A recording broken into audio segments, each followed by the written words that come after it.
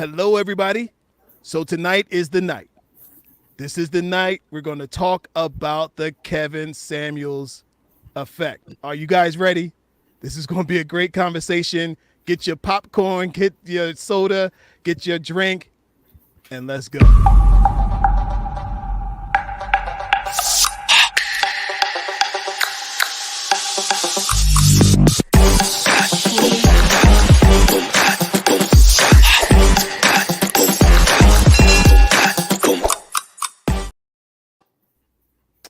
All right, I got my people here. Hello, hello. Welcome you guys to the show. Welcome to Secrets of the Mind of the Man, where we talk about how men think when it comes to dating, relationships, and love. And I got some great folks here tonight. We're going to get into it. We're talking about my man, the dearly departed Kevin Samuels. The guy, to me, changed the shape and the culture of how many of us think about dating, relationships, and all that good stuff. And so y'all know I couldn't let this go by without having a conversation.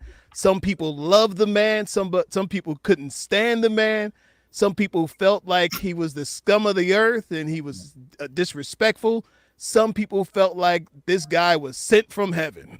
He's the best thing that ever happened to their lives. So such a depth of opinions of the same person. So we have to talk about it. We got to talk about it. So joining me tonight, I have some guests. I got the men, I got the women, I got the coaches. They're here. And you guys down below, you'll see the call-in line. We're going to bring that up for you guys to call in just shortly here. But I've got Tamika Johnson, Tamika Michelle Johnson. How are you? She is the attorney matchmaker, the matchmaking attorney. Say hello to the people. Hey everyone, how you doing? All right. All right. All right. And I got Coach Yashika. She is in the building. Say hello, Coach Yashika. Hi. Glad to be here. All right. Dwayne is in the building. What's going on, good brother? What's going on, Troy? How's everybody doing? All is well. All is well. Mr. Let Go is in the building. What's happening, What's good brother? What's going on, brother? Thanks for having me.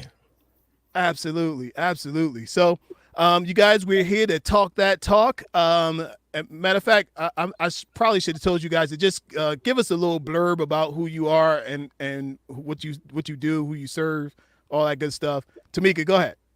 Tamika Michelle Johnson, a.k.a. the matchmaking attorney. I am an attorney.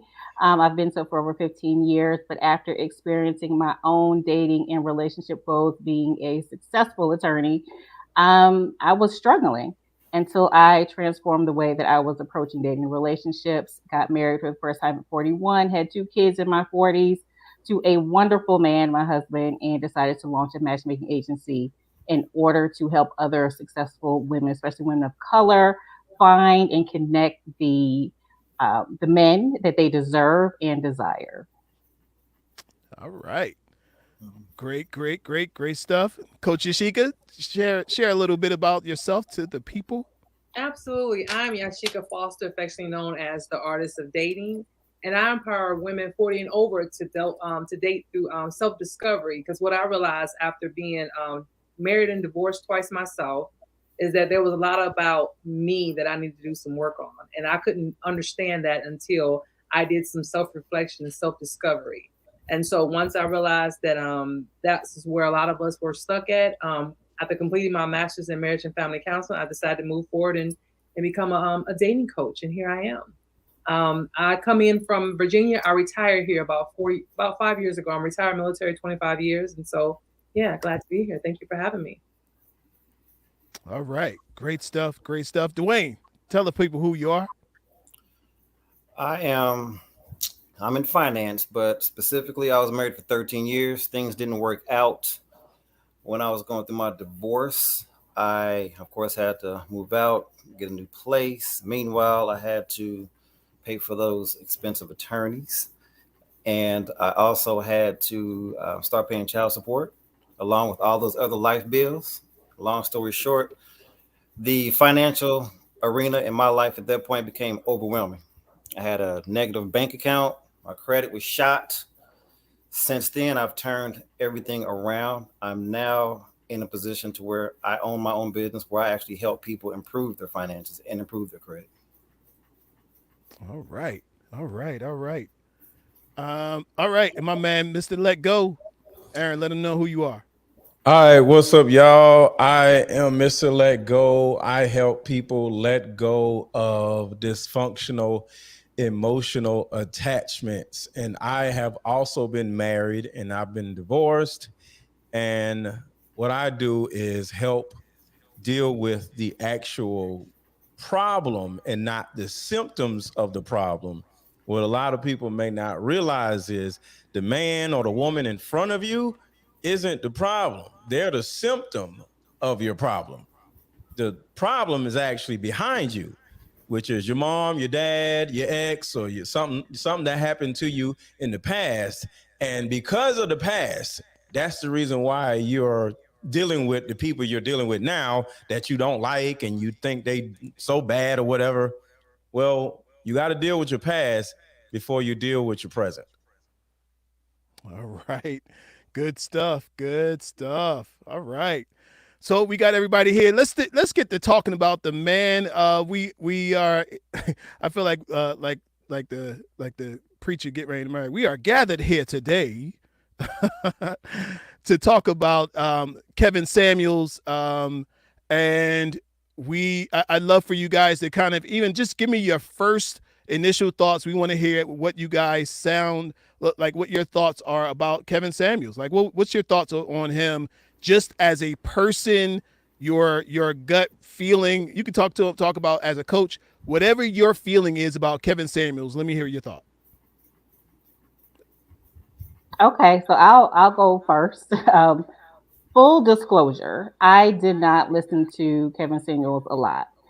Over the past year or so, I've had several men send me links to his videos, and that's how I found out about him. And so the first time that I tuned in, I probably tuned in for about 10 minutes or so. And then I had to tune out because it was very clear that Kevin Samuels was speaking from a place of anger and hurt and or frustration. And anger and hurt and frustration, those are all emotions. And I actually don't really engage with people or really listen to people when they are emotionally aroused because they're not, in my opinion, speaking rationally. So I did not have a high regard just for his presentation, good, bad, or ugly, because of where it was coming from. And I've heard a lot about him from women.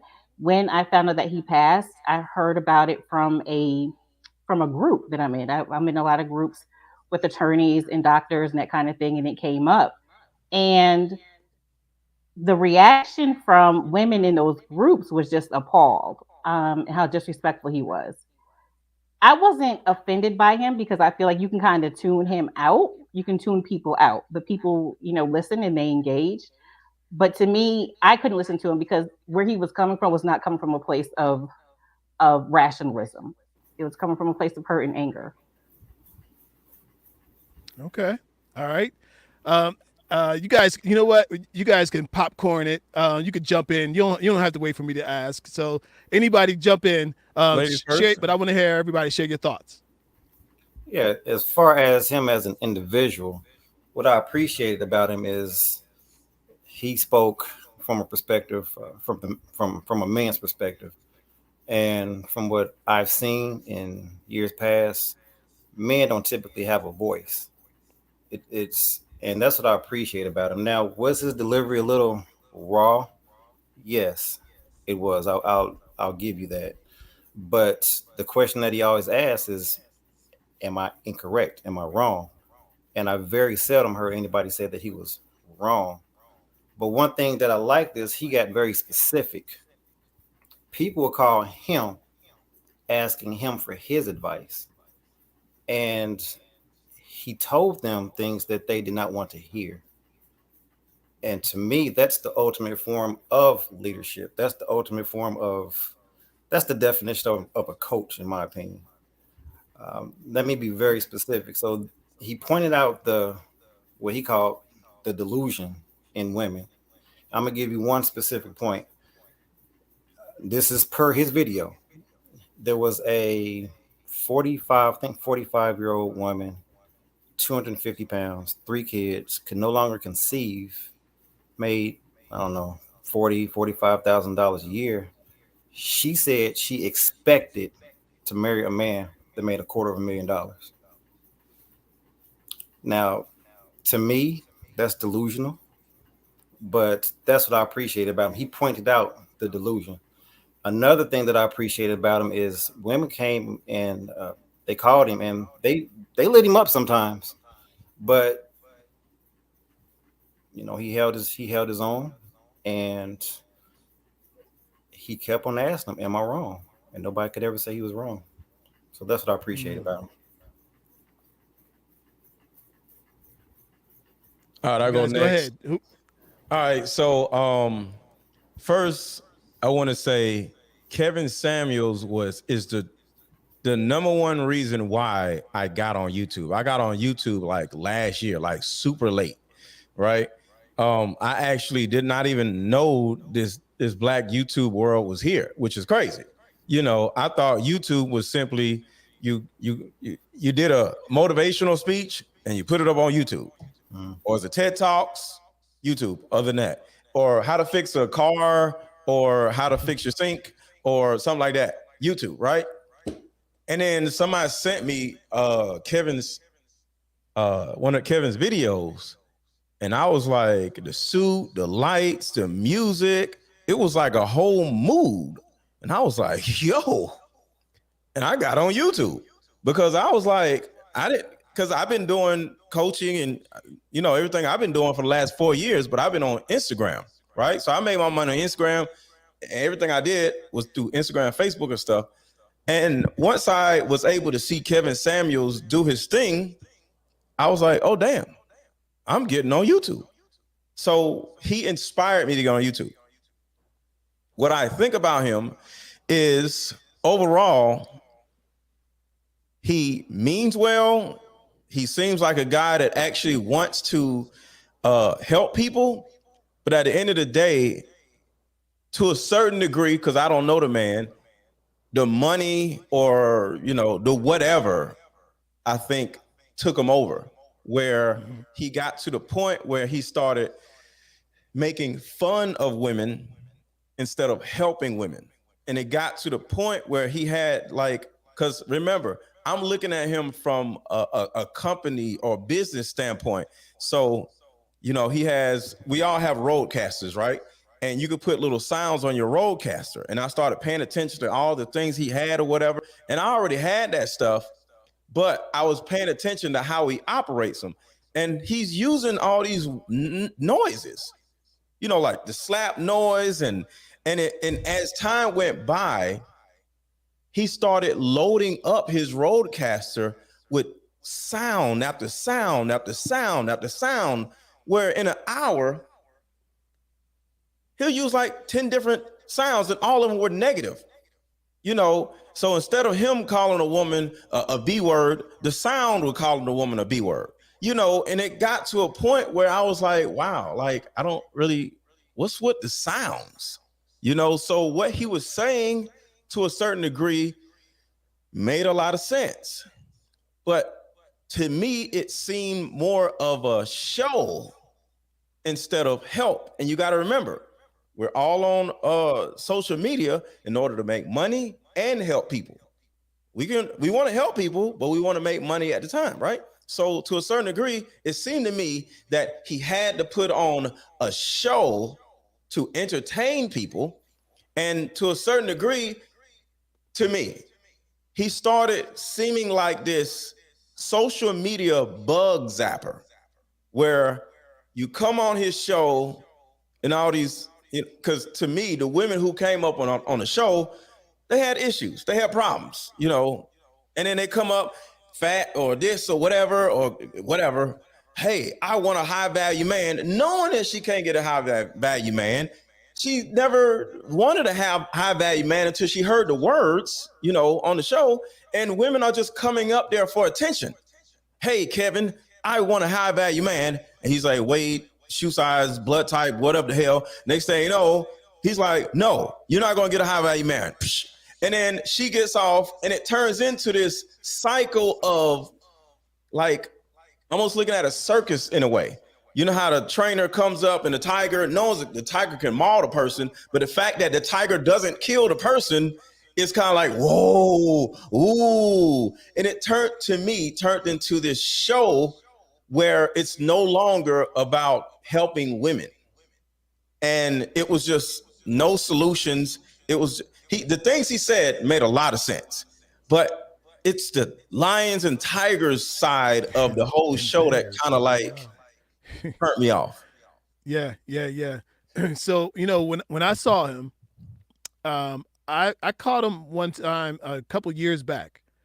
He was on Donovan Sharp's show, and for those that kind of move and watch the speakers of culture, Donovan Sharp, and he came on, and he was on a show, and the panel looked like this panel, right? But the guy, he just completely stood out. Like you can imagine, like everybody's in there with hats on backwards and sweat hoods and and my man came in, looked like he just stepped out of the boardroom, and I'm like, first of all, who shows up to YouTube show fully dressed like you get ready to do a business deal, right? And so that immediately caught my eye, and it was like this brother has it together. And so I remember I literally went to I zoomed in on his name, and then I went to Instagram I followed him immediately on Instagram, and then so when I got over there and followed him, I see him out at the mall, and I realized, oh snap, he's here in Atlanta with me, right? He's out at the mall. He's out at Lennox, panning the camera down to his new shoes that he bought, his fragrance that he just purchased, and he's showing the fragrance. Like the show began on. I saw him on one show, then I saw him on another channel, and then later on I saw him having these interviews. Listen, whether you like this guy or not, you have to admit that this guy is masterful in his delivery and when I say delivery, I mean the product that he delivers, right? The thing he does on Instagram with the girl up, down below. He's up, and he steps on and said, "What do you have for me?" Right? And then my question is, how come I can't find a man? And these men, they just use me. And something that stood out to me, y'all, was something he would ask. He'd ask, so how long has it been since you've been in a relationship? Well, I was married 3 years ago. How come your marriage didn't work? Why did that marriage not work? And he would go with that part right there, right? And so to me, I saw it like I'm watching it on two folds, just like Aaron just said. You watching it as a viewer, but I'm also watching it as a content creator and watching and listening to what he's really saying. So a lot of his agenda was like fix the thing that you're doing, or like look at why your thing didn't work last time. Now, how he says it to people and how he runs his circus, that's to be determined by the watcher. But it was entertaining in the way that he did it, and some people really hated how he delivered his message, and they still tuned in next week. So, that's what makes it very unique. I couldn't do what he did. Somebody asked me, he said, "Kel, I guess you're gonna step into the reins of where Kevin Samuels." I'm me, and I've been me almost 50 years. Okay, I can't go and be somebody else but I can do what I do, and this is the beauty of all of us, what we do. So he didn't know that he was gonna blow up either. Come out talking about men. Started off talking about men, and then when he mentioned women, the women that took off, because women are actually only going to watch a show talking about men, but for so long. Why? Because women want to hear about women. more than they want to hear about men, unless you're talking about how to get the guy. You understand? So, but they, like when he did that, started critiquing women, his ratings went through the roof. So that's pretty interesting. So why do y'all think that is, and what's your thoughts about some of these things we talking about? I I'm will gonna say go. that. Oh, go ahead. I'm I'm gonna go ahead and say something real quick. Hopefully my internet will allow me. First, I want to say that I agree with Tamika and Mr. Lego, and very much so. But one thing I want to make sure that everybody is mindful, Uh-oh. and I won't go in and attack the way he delivered his platform, because all you guys have made amazing points, and for the most part, I agree with you, right? Tamika, I found out about him the same way. I feel that a lot of it was circus show, but the stance that I will take on it is the fact that we don't need another reason to divide us as a culture, and that's the problem I had with it, because we've done that enough. Like you said, Kelvin, you and I are about the same age. I'll be 50 next year. So I have seen many a generations. I have seen many a doggone families get torn apart because of the fact that we have generational tragedies that we have had that we haven't solved yet. Because we've all been trying to figure out how to make money, how to make money, how to make money. That's all. My family migrated from the south up north when Ford started opening up plants and hiring black people. So that's how we got up north. So my point to you of saying that is that that's all I've ever heard in my life when it came to us, is how to make money, how to leave generational wealth for our youth. But my question is, how do we leave generational love?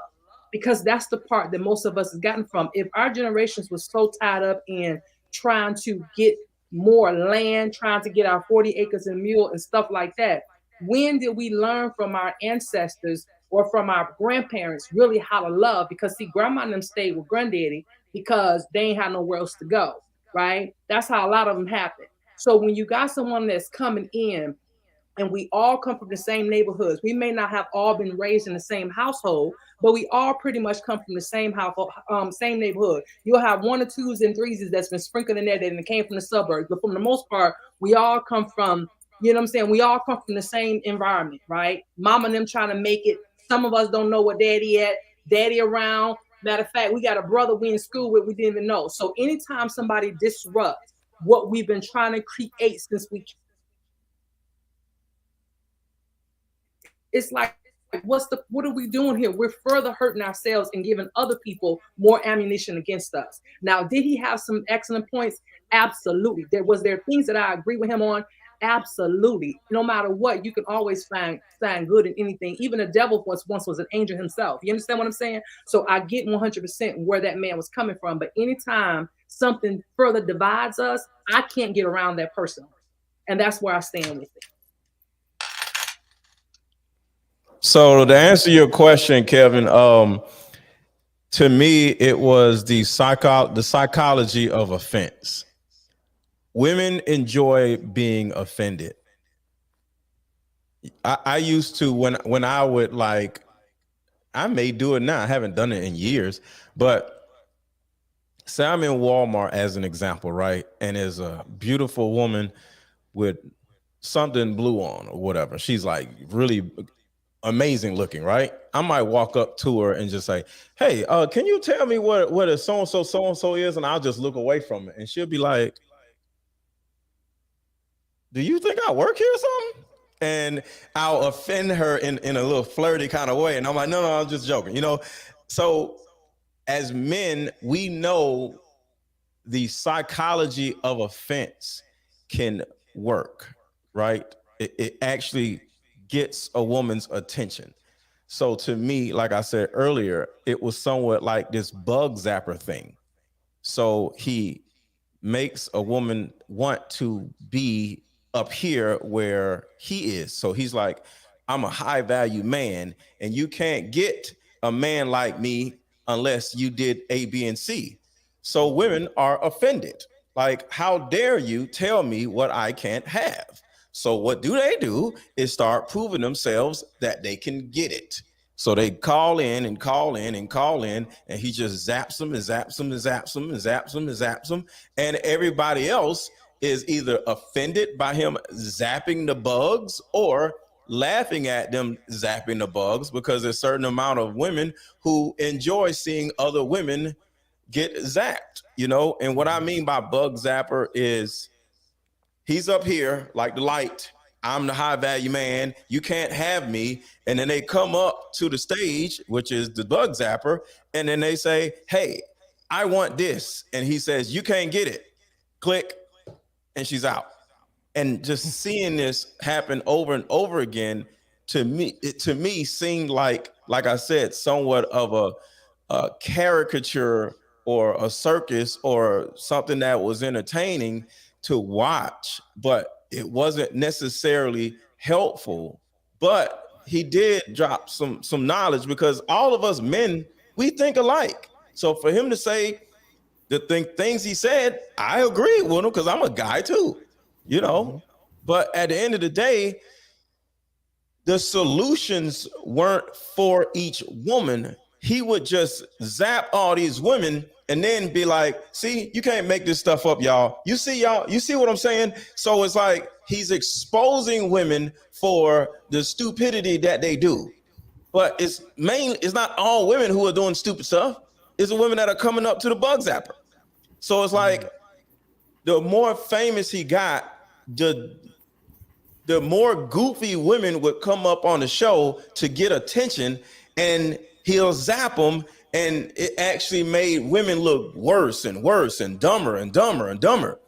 But sadly, it wasn't meant to do that. I hope it wasn't, but it just turned into that. It turned into that. I don't know. It turned into that. That's the thing I'll never know. Yeah. Dwayne, what you think? What I've seen is in society, it's acceptable for a woman to say that she has to have a man to make 6 digits. What I've seen is many women say that her man has to be 6 feet, successful, established, and that's acceptable. Now, if we flip that coin on the other side, as soon as a man says that he wants a woman that's petite, dare I use the word submissive or cooperative, he's automatically labeled as misogynistic. Now, when Kevin started talking facts, nobody could say anything. For instance, well, let me back up. His show is actually for men. It's a men's platform. It wasn't for women. That's number one. Women just happened to call his show seeking his advice. It was primarily for men. Number two, I don't think he was trying to create division. If you listen to his shows, he was actually promoting marriage. He wasn't promoting people being single. That's not what he was promoting. Now, when he started to speak his points, for instance, he could talk about marriage. For instance, there would be ladies would say, I want to get married. I want to get married. And he said, they would call in and he would say, well, how old are you? Are you single, married? Most of them were single. He'd ask them why they wanted to get married. And they'd give their reasons. Mm-hmm. Then he got into the stats. For instance, he would say, well, close to 50% of first marriages fail. Around 67 to 70% of second marriages fail. Third marriages, laughable. And when women started hearing those facts, they started to insult him, shame him. And he's the one that made the terminology sign language popular. When men start to speak their truths, which can be verified, sign language was presented by women. Sign language is an acronym. The S is an acronym for shaming. I is an acronym I represents insults. G represents guilt trips, and N represents the need to be right. And to Mr. Lego's point, the women were just proving Kevin right. As soon as he spoke his truth, as soon as he started giving facts that could be verified, he was automatically labeled misogynistic, and women would start to insult him, shame him, disrespect him. It was as if it was clockwork. And the analogy that I use is there's a famous basketball player named Stephen Curry. I'm sure a couple of us have heard of him. But if you put him on the free throw line for two shots, it's almost a guarantee that he's going to hit those two free throws. Almost guarantee. In the same way, as soon as Kevin Samuels or most men start to present their truth and verifiable facts, many women, just like Stephen Curry and that automatic free throw, it would be automatic for many women to start just insulting and um, disrespecting men. So that's my main take on him is he spoke truth and he backed it up with facts. All right. Look, let's grab some of these comments from our audience, folks, and you guys can respond to the audience comments. My man Greg Dawson, I love when the educated therapist brothers stop by. What's going on, good brother Greg Dawson? He said people definitely tune in to hate, and for some reason, people love to be abused by this man. Also, Kevin proved that a lot of women like to be lied to. Well, at least his followers enjoyed this. Somebody comment on that. What's your thoughts? Do So women like to be lied to, Michelle? I think we're talking about two different women here. You have a sect of women who are high achievers, who are professional, successful. Those are the women who are not tuning in. They were not the ones tuning in. It was another class of women, a demographic of women that were tuning in. So maybe they do like to be lied to. But to go ahead and generalize women of these two different classes of groups is is inaccurate. Because we're not tuning in. Like I said, I heard her for 10 minutes and I was done. I don't need to listen anymore. And so many other women are like that. But the ones who do need that attention, need that craving, people take any kind of attention that they can get. And to be on a platform, to feel like they're getting a minute in someone else's space, Mm-hmm. they'll take that. They will be abused to get their little few minutes, whatever, so someone can start following them on Instagram or whatever it is. So I think we're just talking about two different people here. So I can't necessarily relate. And many of the people and many of the women that I know can't relate to the demographic of women who were on this show and were subjecting themselves to this behavior. But wait a minute, Tamika. Though, let's be honest, right? There are a lot of educated women who showed up to that show. And a lot of women who you wouldn't expect. I know I'm thinking of one right off right now who she didn't fit into any of the criterias that would have gotten her a high value man. She's got a doctorate. She's well educated, well spoken. She makes six figures herself. She's she's over like 200 pounds, right? And she didn't fit into any of those criterias. And she showed up to the man's show faithfully every week, and already knowing she felt like through his philosophy, it's never going to happen for me. Which I told her that's not true, right? Because men like all kinds of women, but he was tapping into something that she some place that she enjoyed listening to this, even though you would think that she didn't fit. You know what I mean? That she wouldn't be in that category. Go ahead, Shika.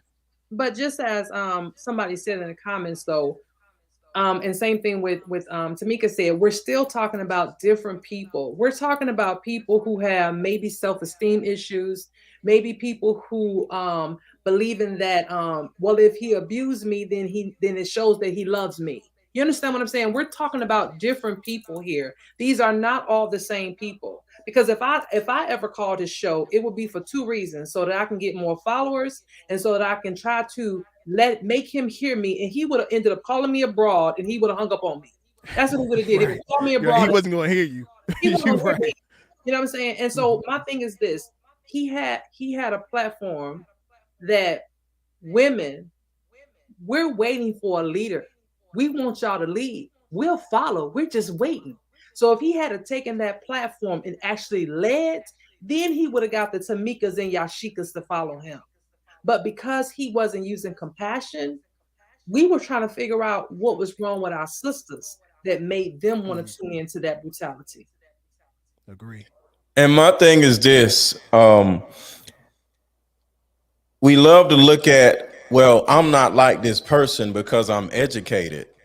It has nothing to do with education. It has a lot to do with trauma. See, you could be the most educated person in the world, still deal with childhood trauma. So That's right. traumatized people do certain things, and other people, because we all traumatized with black, but some people actually go to therapy and take care of their trauma, their trauma, and some people don't. So that is the difference, not educated women and uneducated women, because educated women used to tune in and come up to the show also. But those educated women will still traumatize because one of the soundtracks that he loved to put on his little sound thing was I'm a PhD. So women who were PhDs would call in. But at the end of the day, just because you got PhD don't mean you ain't traumatized. So like that's why I call it a bug zapper. You know, if you got problems, you just gonna start going to the light, you know what I'm saying, like a moth or whatever, you know what I'm saying? And then boop, because the thing about that I had an issue with, but like I said, it was his platform. It wasn't for me to say anything. But overall, y'all said something that was interesting. You said he would hang up on you or he wouldn't want to hear it. Well, that is one of the bug zapper things that was funny about it. Why doesn't he want to hear it? If another person has a point, hear it. Don't hang up on them. Don't call them a broad. Don't call them this. Don't call them that. Hear it. And if you're wrong, you know what? You're right. Now, I didn't look at his content. Like I said, I would look at his show to see the lights and see like, wow, okay, he got this going. You know what I'm saying? Mhm. Oh, but overall, I may have watched probably about 5 full 2-hour shows because I wanted to see how you hold on to an audience for 2 hours, right? 2 hours. So he would talk, he would do his spiel earlier, and then and then he'll play his music in the middle, have a little girl dancing or whatever, and then he'll have people come in. I was like, okay, cool. So I never really looked at him for entertainment value. I was looking at him to learn because I learned a lot from Kevin, right? But overall, because now I do 2 to 3 hour shows with no problem. That came from Kevin, and I'm never going to take that away from him. But at the end of the day, I am a protector of women. And when I see anybody that is actually hurting our people, I'm going to have an issue with them. And there was a video that I actually did a video on, but I never seen it because, like I said, I stopped watching his stuff. But somebody, like, he passed away, and then I started having conversations with different women about like, yo, why y'all so mad? Why? I mean, so happy. Why do women feel happy? And at one point, a woman was like, we aren't happy, we're relieved. And I'm like, what? So I did a show about it, and she sent me a video Yeah. talking about some things with him saying some things to a woman that was alarming, right? But overall, I never seen that video until after he passed away. So before that, he'll just say little goofy stuff to women, and I'll be like, this dude is tripping. But it wasn't nothing to make me not like him or whatever. You know what I'm saying? So overall, I just look at it from a childhood trauma thing. He'll say some crazy stuff, and then the woman will come back. That's what a trauma. How many of y'all know of women who will get in a relationship and the dude will do some crazy stuff and she'll get right back with him, or a woman will do some crazy stuff to a dude and the dude will get right back with her? That's childhood trauma. So what I seen was traumatized people going back to the light, like flies and moths and stuff. You know what I'm saying? Yeah, definitely. So now let me grab this. I want y'all to see. I want y'all to hear because we talk a lot about Kevin Samuels being somebody who was real. All of this was against the women, but I found something that I thought was interesting, and this is the things that he used to say about men, which most women who heard these things generally agreed with him, right? And there was no blow up generally from men who heard him say these things, right? Here's some of the things that he said about men. Beta men with beta traits are not suitable for wives. They can't protect their women. He said, unmarried men are looked upon as unstable. He said, men that date women with no intentions intentions to marry are jokesters. He said, men that are average are only subjected to get average or below average women. He said, men that don't make enough money to even provide for themselves shouldn't date. He said, men that have no leadership skills have no husband qualities. He said, women aren't the enemy. Socially awkward beta men need to work on themselves and work on their approach on meeting women. And here's the last one. He said, men that are not in control of their emotions have no ability to be in control of a family. Is there anybody who disagrees with anything that you just heard me say? Or just you can share your thoughts. Go ahead, Sheikah. I disagree with most of what you said. Okay. I have you what he said, more or less. Oh, I'm still You're here? here. Go ahead. Okay. I have a philosophy that I don't know. You guys will probably oppose it, but I feel like a man doesn't know quite who he is till he knows what type of woman he wants. And I have two men. I birthed two men. 18 and 27 is what they are right now.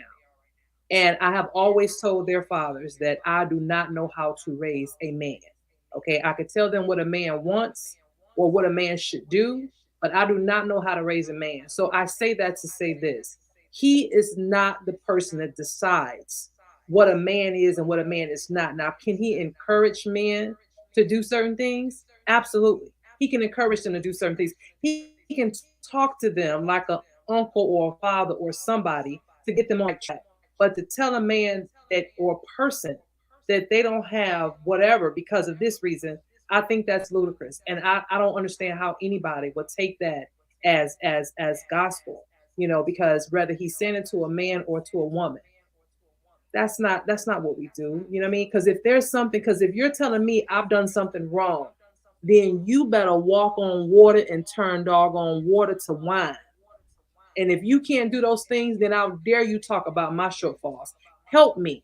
And that's what people forget. Whatever happened to helping people out instead of or encouraging people and giving good advice instead of demeaning people?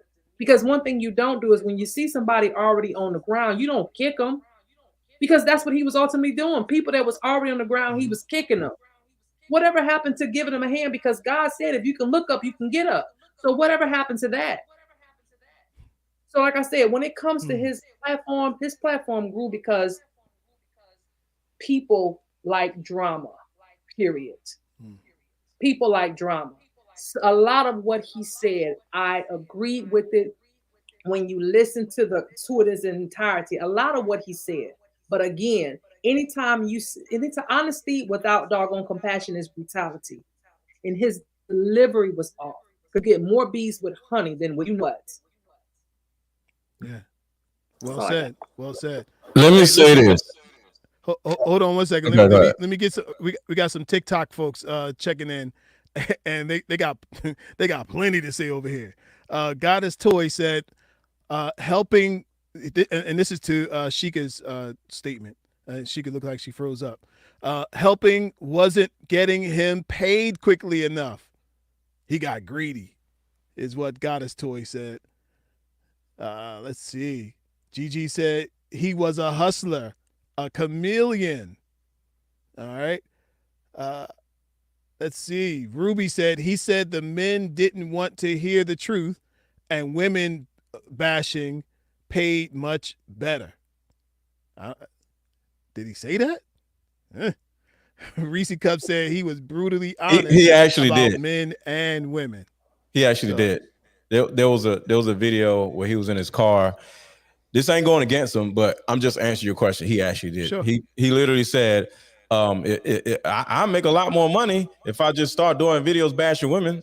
He didn't say I'm going to make money by bashing women, but it was when he was helping men and he was just doing a live and he was like, see, if I got out here bashing women, I make all kinds of money.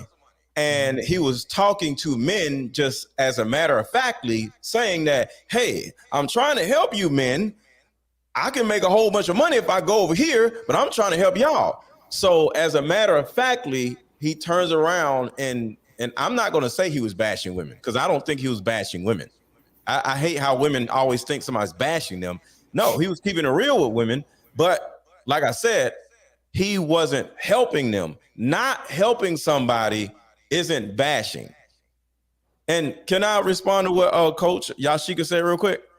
Sure, jump in. Okay, because I totally disagree with what you said, Yashika. And the reason why is this. We're not women. All right. And men don't talk to men with all this honey mess. I wish a man would talk to me with a smooth honey voice. I slap him. I don't want to hear that crap. We're men. We don't talk like that. As a man, you earn everything you get. Women, babies and dogs get whatever they want because they or whoever they are. Men, we earn everything we get. Okay, period. So nobody's going to walk up to me and just start loving me, giving to me, providing. No, I'm a man. So some men who have been raised by single mothers, because I talk about somewhat the same things that Kevin talks about, are punks. They are weak and they have no idea what is going on and why they can't get what they want. And they see other men getting fine women, big booty women, this type of woman, that type of woman. And they like, yo, why can't I get them, Kevin? And he's like, because you're a loser. Because you got to get off your ass. You got to go do this. You got to do that. And that's what we need. So if he would have stayed with the men, it would have made a lot more sense. But I don't know. Why? Because that's not my job to say why.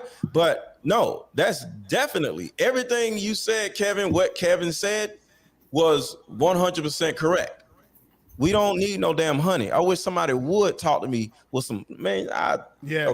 And what you said is correct, Lego, just because men talk differently to men, right?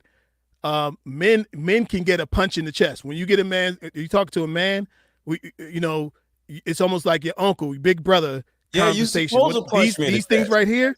Yeah. These things right that I just read are conversations that your big brother tells you that you need to get yourself together and go get what it is that you want. Be a man, take care of your family, be the man that you're supposed to be, and you'll be more productive and you'll have better success if you do that. Now, see, we supposed to punch each other in the chest and slap each other and call each other stupid and all that stuff.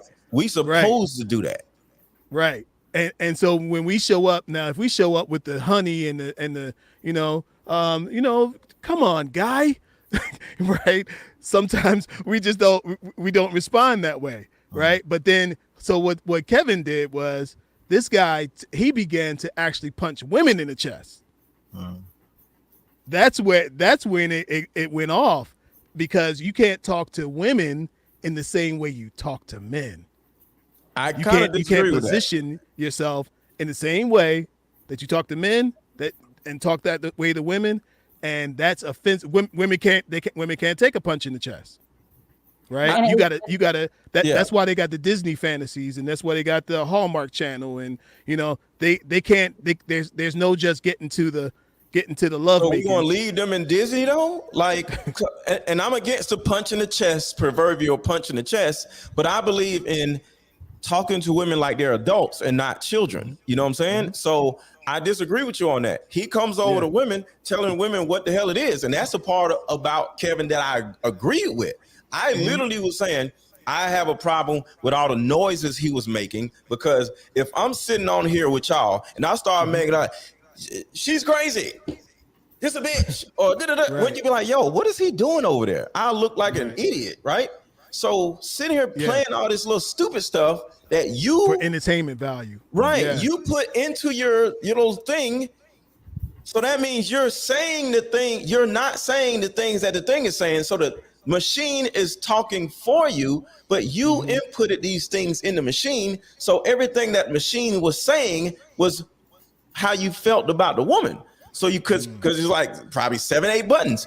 You pick a button and you say this. So every time you hear a noise, that means this is how I feel about you. That is the thing that had me like, yo, what the hell is wrong with this dude? Yeah. But what And he said made a lot of sense. Go ahead. at the end of the day, it's still all about delivery. And you need to deliver it the way that a person can receive it. And that not everyone receives it the same way. And so that's the problem. And I want to speak specifically to the effect that Kevin Samuels had. And I'll give you an example. Last week when I heard about Kevin passing, I have a 19-year-old daughter. And I said, "Hey, do you know who Kevin Samuels is?" She was like, "Yeah, I hate him. I hate him. He's always bashing women. He's criticizing women." And I just had to think for a minute. She's 19. All these kids, these adults, they're hearing the way that he's coming at women and they emulate him and they mimic him and they continue to talk to women and our girls the same way. And so that's the problem that I had was the delivery. I don't have a problem with facts. I'll go with you on facts all day long. And some things need to be said, but it is about the delivery. And you have a Yeah. responsibility to an extent because again, they're we're talking about adults who are 18 and over. It's not like my child is a kid anymore. I can't turn the internet off or keep her from these sites. Her and her friends are watching this and they learn to think, oh, this is acceptable. One of the Yes. people who sent me Kevin Samuel's videos was my daughter's father a while back. And he agrees with him. And this is her father. And so she doesn't have a really good role model as to how men should be speaking to her, how they should be treating her. If this is the person that a lot of men are looking up to, or black men are looking up to, even black women, they're like, okay, well, this is what it is. And that's really the shame of it all. It's not the truth, it's not the facts, which may be true. It's the delivery and how it's received and how it's affecting our kids So, and so, everyone else. I got something for Dwayne. Dwayne, tell her why the ex husband sent her Kevin Samuels video.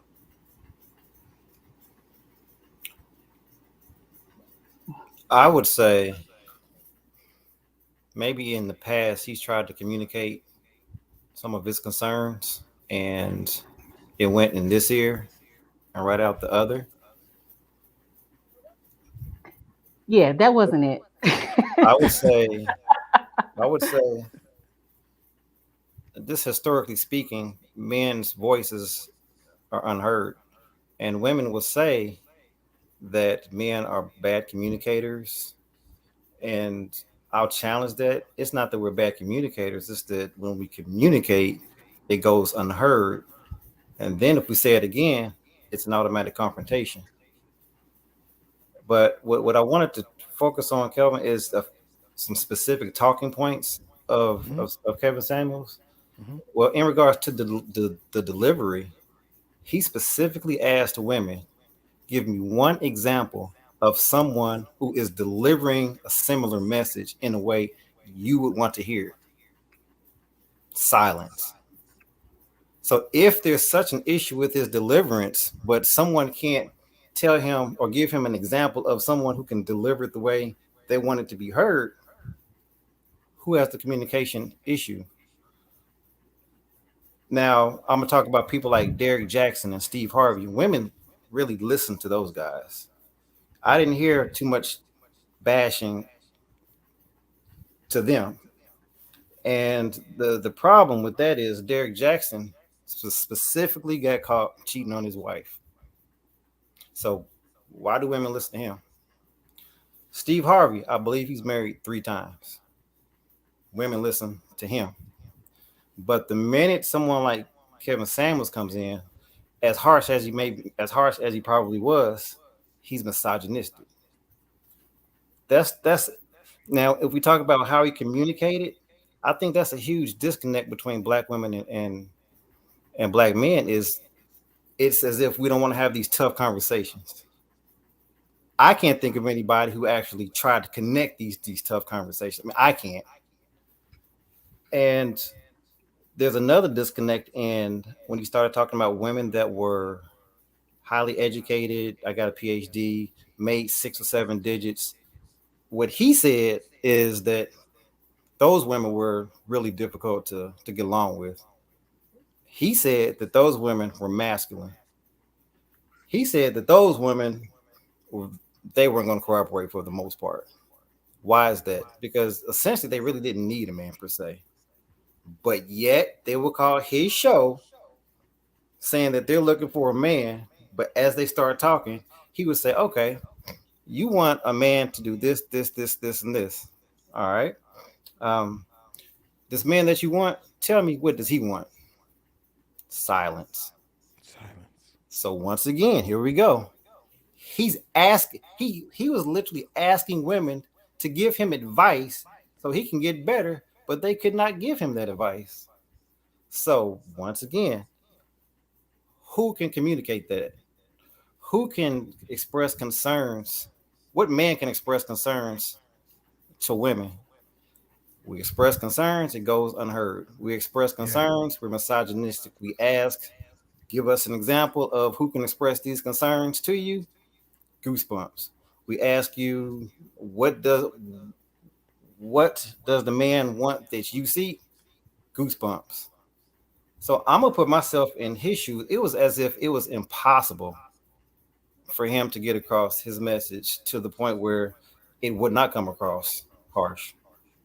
But if his platform was for men, I'm sorry, if his platform was for men, then what are we really talking about? Why was he trying to make a point to women? You said it yourself. His platform was for men. So It what? was. He So only had women call in, so it Yeah. wasn't for right, men. right, He right, right, he would right, say women only, so it's right, not for men. right. But no, he Well, made the comment about his platform being for what was originally created for men. yeah, I can answer Yeah, that. that's what I'm saying. I disagree with him on that. I It can was answer not that. for men. If you listen to his shows, But that's contradictory though, because if it's for men and women call in, then what does it matter what we think? If he stick to what he's supposed to be doing, like what does it matter what we if we Yeah, agree it with? was not for men. It That's was to it it, was to if prove a point to men to say, look, men, look at how these goofy ass women are doing this, doing that's that. right. It what So that's it's not exactly for right. men, it's That's for right. women. You That's know what right. I'm saying? well, Because he was talking well, to women. if That's you right. if you if you listen to Kevin Samuels, It started off it, for men. it would specifically come out of his mouth. This is a platform for men. That came out of his mouth. But But it that's wasn't because he And didn't talk to men. but the that's his devil said, platform. trust All me. The right. devil Well, said, listen. believe in me. The devil Yeah. said, believe in me. He did. He said that. Didn't the devil say, believe in me? He said that. I know he did. Hold on, Dwayne. So you actually think it's for men and he had women call in. I think it Can was. you make that make sense?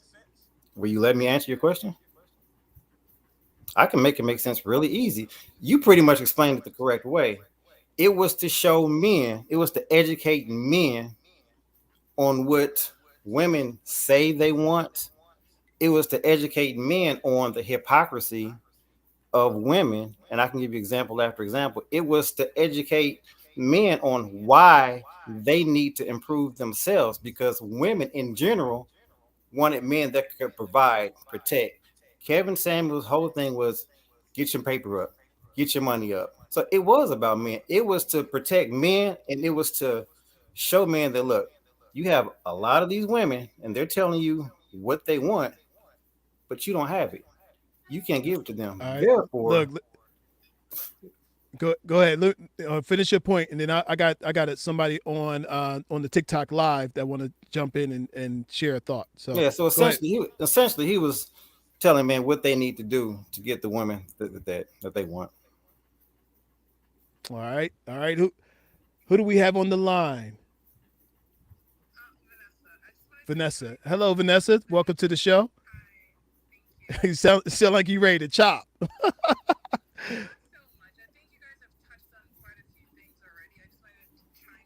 Okay.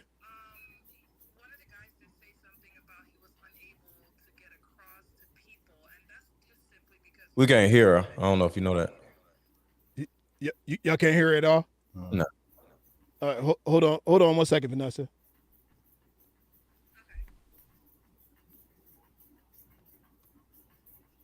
It's a live show. Let me see. All right, say something, Vanessa. Can you hear me? Can y'all hear it now? Keep talking. Yeah. Hello, can you hear me? Just say one I two don't one think two one two. 1 2 1 2 1 2. You got her. Okay. I don't think All right. you They can can hear. they can hear you now. Go ahead. Okay. All right. Yeah. I just wanted to. I keep hearing an echo, so I'm gonna reduce my own volume here. Yeah. And I'll Okay. I'll turn you down too. Go ahead. Okay. Yeah. So I just wanted to piggyback off of what one of the guys said, and you guys already touched on a lot of the things that I wanted to say. But one of the guys did say that he found it difficult to get across to people or women, I guess. And that's just simply because he was an ineffective communicator. He was more of a speaker than a listener. He was not a problem solver, hence there were not much success stories, right? If I were really to compare him to like maybe Iyanla, that would get to the root of things in a more compassionate way, especially when dealing with human beings, knowing that people do have traumas. I would say most of his loyal subscribers were just as broken as he was. So yeah, he was probably right to an extent, right? Because you don't speak to people in the manner that you do if you were raised in a certain home. I didn't have to listen to him too much to be able to tell that this man did not come from structure or proper home. That's not to shade anyone that wasn't, but you can just tell when you have a proper upbringing with just how you deal with people, whether it's in business or personal, whatever the case may be. So he didn't come across as someone that had resolved his own personal issues, and I just don't think that he was qualified to be that guy. Now, you can help people from a healthy space, and you can also help people from a broken place, quite frankly, because you have been there yourself. But that's the part of him that he did not share enough of, because there's only so much pointing the fingers you can do without pointing at yourself. Share your own story, so if maybe people could relate to what you're talking about. Because I mean, like, wearing a suit or even having a degree does not mean that you're necessarily a good person or you know exactly what you're talking about as well, right? So if you're gonna like talk to people to enhance their lives, then Yo, Kelvin, I don't know if you know, but we people can't hear should nothing. It's just I You don't receive know can't what's what hear going it you're on. all. saying. I have Okay. no idea what's happening. I don't know what's going on. We just sitting there Can waiting. you hear it right now? Go ahead, caller. I ain't hear a word Yeah. she said. So people should be able to receive what you're saying and apply it to their lives. Not to call in and be bashed or to be beat down. Like, first of all, you're talking to people. Obviously, anyone that is um good within themselves or healthy, try to say spiritually healthy, emotionally and mentally healthy, would definitely not be calling Kevin Samuel. That is the last person you would be calling, Okay. right? So if you're calling, then you definitely do not want to be bashed for calling in, because you're calling in because you want some sort of like resolution, someone that can perhaps relate or help. So Okay. if anything, he left those callers being even more traumatized than they were before they called in. That Okay. was not helpful at all. All You're not right. uplifting people. You're doing the opposite of that. Okay, caller. Let me stop you right there, and I want to get the our panel's thought on that. So, you guys answer that question for me. Why did people call Kevin Samuels? We couldn't hear her, so we don't know what she said. No, no, answer. I'm kind of answering the question part of what she said. The question I have for you is, why did people call Kevin Samuels? Why did they call him? It was a bug zapper thing. It was a need for attention. If a woman is not getting, it's just like, why do women show their breasts or sit on the sink in the bathroom on Instagram or whatever they do? It's all for attention. Like it's the same thing. Women Yeah. enjoy attention, so they do stuff to get attention. So he says, "Hey, come on up, and I'll give you some attention." And next thing you know, women come up just babbling about some stupid stuff, and he zaps them. That's All why I right. keep calling the bug zapper. It's just, goofy woman who just want attention comes up on the show, gets the attention, and he, embarrasses them. But at the end of the day, they ain't mad because they got their attention. So Yeah. it's Tamika, what like do you an think? extension of Instagram almost. I think people gravitate to what they're familiar with and what they know, and maybe what environments they've been raised in. And if they've been raised in environments where men were yelling at them or telling them what to do, insulting them, they gravitate towards it, whether you know it or not. It's really subconscious. And so I think the women kept on calling because of that. They're related to that. But just because you relate on a certain level doesn't mean that person can help you. I do think what the caller was saying is that, like I said, like I started in the beginning, it was clear that Kevin Samuels had some trauma and some hurt and some anger, that he had some unresolved issues. Yeah. And people, they gravitate towards, they have unresolved issues too. And they're looking for a little guidance. The person who's the loudest, the person who has the most followers is where people are going to go. And I have Right. a good friend of mine I've known since high school, a male, and recently we were kind of talking. He was saying, "Yeah, I really, want to know, where are the male leaders? Where are the black male leaders in our community to show us how to raise our families, how to be good husbands, how to be good providers and protectors?" He's like, "Because I don't see them." Like, he's Yeah. looking, but the ones again who are loudest, the most offensive, the ones with the most followers, the ones with the nice suits, Hmm. those are the ones that get the attention. And so Yeah. it's just a matter of uplifting the ones who are not as brash, and listening to them at the end of All the day. And, right. and at the end of the day, I think that every man and woman, if you're single, can benefit from coaching, from a dating coach, from a relationship coach. And so I, Absolutely. I actually advise and refer my clients out before I can even match you. You need to get right. Yeah. So go to Kelvin, go to Yashika, go to Let It Go. Get that training. The problem is Hmm. men won't go. Men won't go. Black men won't Women won't go. go either though. But They'll but go but a you know lot what? more than men will. But you know what? One thing that I can say too about this, and I want to kind of transition a little bit. I'm gonna read this comment in a minute, but I want to transition towards that. Like what good did you see happen with this? And then we could talk about like what the bad stuff as well, because this is the good, the bad, and the ugly, right? And so one thing I could tell you is that some of these conversations that this man brought to the platform, they just haven't been being had. There are many men who had never had a man in his life to actually tell him what it means to be a man, what it That means to be a husband, what it that means to what it means to have some structure to your lives and not be chased behind your private parts all the time, right? What it means to walk that line. Now, of course, he didn't always say it, in the best ways. But I'm telling you, there are a lot of men who are now having conversations. People ask me about all these creators, I say I love all these guys. I love the red pill guys. I love the guys talking about game. I love the go your own way black man. Whatever what is it? Go your MGTOW. own way, whatever it's called. I love all these guys who talk about this because it's the first time. This is really the first time that so many groups of men are having this introspective conversation about, wait a minute, yes, I got divorced once, got divorced twice. Why did that just happen? Now, as long as all the blame isn't on hypergamy, if all the blame isn't on women and she this and the court system that, right? As long as it's not all about that, and it's about you looking at yourself and asking yourself, why did you even look for a relationship in the first place? Was this your idea? Did this go the way that you had planned? Did you even have a plan? Right?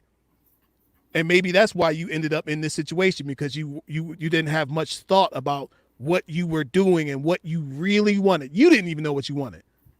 and this person shows up. You say, oh, I guess this is it, right? And you go along with what society says that a man should be doing, and you should marry. Yeah, you should marry at this age. You should have children this age. You should have a career at this age, right?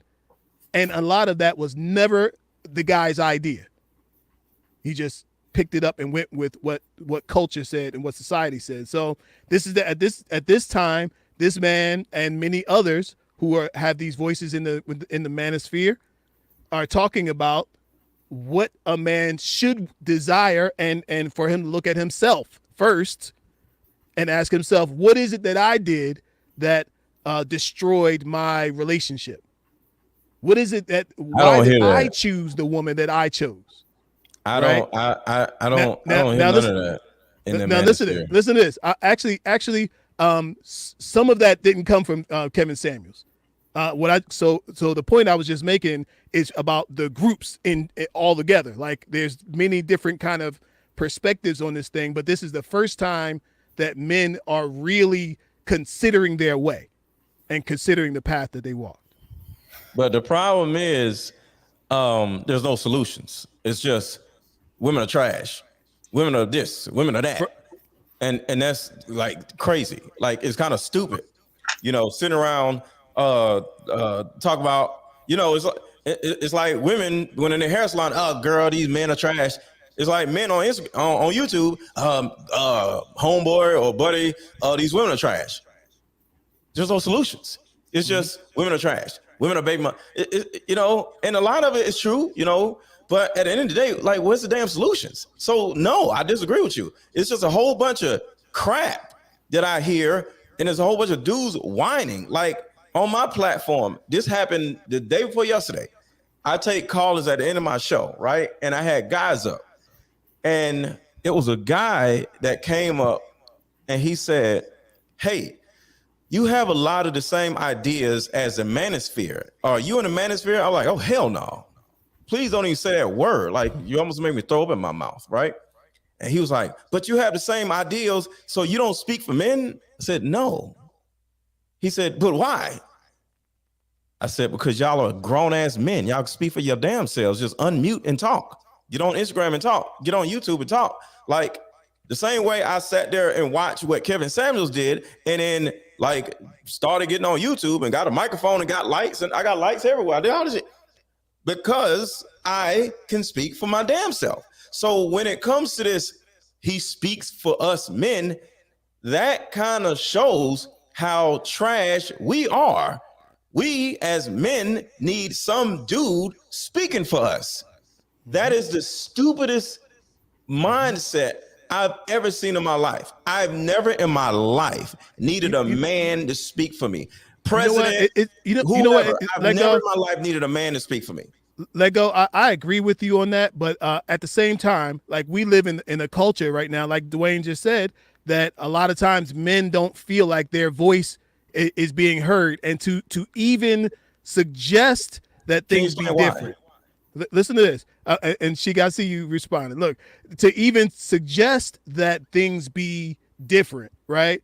Men feel like that's called complaining. That's called, men are traditionally known to just suck it up, deal with life, deal with whatever women bring. Don't respond to women. Be solid, be hard, and go your way, and you know what I mean. So a lot of men be women and act like women. No. A lot of men will not speak up about what they're feeling, what they're thinking, what they're doing, because it's against culture for men to be really talking about it. It's seen as complaining, which is one of the most emasculating things that a man can do. But women complain. Yes, so now women we can complain like the women. Yeah, women can complain in our culture. Men cannot complain in our culture. So the men are like, "Yo, I want to complain too." Is that the whole point? Yeah. Why? Yeah. She could go ahead.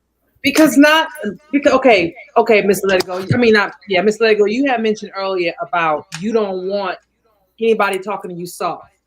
But but the thing about it is that how do men figure out how to be men? You forgot there's a whole generation that's missing. a whole generation of fathers that were in jail or fathers that was dead that's missing. So a lot of these guys didn't get it. They didn't get how to be men. So we keep True. on, only thing they know is make money. And you know how that turned out. True. They think that that's what being a man is about, is making money, and that's it. They don't know about all that other stuff. So we keep telling them not to talk. Then how are we going to improve? And what you said about somebody stepping up, like I said before, we're waiting on one of y'all to step up. We want to follow you because the strong black women like me, we're tired of being strong. We want y'all to come in here and do what needs to be done, because I don't have no more ideas. I got two men that are going to be in this, that's in this world. I don't know what to tell them. I need somebody else to tell them. So we waiting on y'all. So that's where it comes in at. Y'all step up and do what you need to do. Because like I said, it's a whole, and I cannot express that's enough. It's a whole generation missing. Half of my childhood friends, I'm from Detroit originally, okay? Half of my childhood friends is in the grave. They got kids out here that were raised without fathers. So that's what I'm telling you. Same thing the way it was in Atlanta and all these other areas that we black folks grew up in. So if we want our boys to have voices or to be men, somebody got to teach them to be men. Well said. Well said. But you know what? But also, look, we talking about the Kevin Samuels effect, right? Let Go just talked about the fact that he watched what this guy did and said, you know what? I'm gonna do something, right? Thank you. This is why, and that was my point, Kelvin. That was my point. See, we men learn not by talking, by watching and observing. We're hunters by nature. So as far as sitting around doing all this talking and complaining and stuff, it is what it is. But sit back and study what a man is doing, what a man is buying, how a man is talking, and then turn around and learn how to do it yourself. Yeah. But with the guidance of the man that you're watching. You feel me? Yeah. So I think we men do way too much talking and not enough doing. So we have to observe, learn, and get out off our asses and do. But all these dudes in the manosphere want to do is sit around and whine about women like women. And that is some bull crap. Yeah. It is. We got my man Jeffrey. Talk with Jeffrey. Here's what he said: when men speak up and start to define manhood, there's a segment of women who will attempt to assume the position of authority and try to control the narrative. Kevin Samuels wasn't having it. Dwayne, who are these women that's going to come in and control our narrative, though? I want y'all to think about that. What kind of power do women have over us where they can come in and control our narrative? What the hell? You are no woman coming in and controlling no narrative of mine. What are y'all talking about? I hope I'm saying that word right. Anomaly, is that it? Anomaly, yeah. Yeah. I guess. This shit is crazy. Okay, yeah, because consider yourself, you are not the norm. The way you thinking is not the norm. You know, that's not the norm. Like it's not the norm. The women coming there, they keep shutting me down, and where's a man that's going to speak for us? You're right. I'm totally oblivious to this. I'm just like, yo, what is wrong with these dudes? For the person who just said that, what is wrong with you? Women come in and step on our narratives. It's like somebody comes down to the basketball. It's like us playing basketball, right? And some random person comes down and grabs the ball and walks away. We're not going to let you take the ball. No, we're playing basketball. I don't even care if it's your ball, bro. But hold on, let go home without your ball because we playing basketball. Nobody's taking nothing from me, especially not a man woman. Well, you know what? But so that's what Sheikah's saying, though, right? We need more men who are out here who are sharing that kind of wisdom, right? So it is being heard. Look, for a lot of times, like especially in our modern times, I know what Jeffrey's saying. You know, if you say certain things in our culture, they will come down on you like rain, dude. Who is they? Right? Listen, please tell me who they is, Kelvin. Who is they? Talking about this rain. Because look. Because although we would like to believe that men control this and control that, women control. Look, numbers wise, you think just of social media, right? Male to female, like what do you think the ratio of people who are even on social media is? On YouTube It alone it is 70% men, 30% women. social YouTube. media. We hold on. I'm not talking about YouTube because that's only one channel. I'm talking about social media across the board, right? It is more heavily weighted on YouTube is the having biggest women. platform out of all of Women them. have the greatest impact. Like they put them pictures Kelvin, up on you're Instagram, not and listening. look, hold on. Your video on Instagram versus the naked model, IG model. They don't even see you. You I raising tear good points. you a lie. I tear You apart. raising good points versus I the will. IG model. I They don't even promise see you, you. my video would get more views than the IG model. I would tear her apart view wise. I don't know what you talking about. If you I don't think know so, what you talking if you about. think so, YouTube, you Instagram, listen. I don't You care what can't it is. beat I would boobs tear her and apart boobs. view wise. Look, you can't beat boobs and butt. Like you can't. I promise I You have. can't beat that. I have. I promise you I All have. right. I promise you All I have. But right. look, my thing is this, Kevin, before you keep going.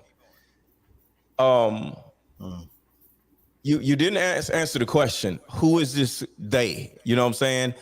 As an example, on Instagram, my Instagram page got deleted. I had 88,000 followers. Mm-hmm. I'm at 15,000 followers, 4 months later. Mm-hmm. So even if that was they, say it was women that did that, I don't know. You think I give a shit? Like, what are you talking about? Mm-hmm. So Mm-hmm. I don't understand this day thing, and I have no inclination of what you're saying. Yeah. So I don't know who these women are that are running around controlling all these men, but I feel sorry for these men because Yeah. it's actually disgusting to actually be a man and be like, oh, the women are going to do this to me. And Yeah. so, Yeah. ladies, if y'all need a leader, I'm here, Mr. Let Go on YouTube. But I don't know what the hell is going on because I don't understand. Maybe I'm dumb or something. I don't know. Well, listen, and that's what I'm saying. I love having you as a voice on here on these airways.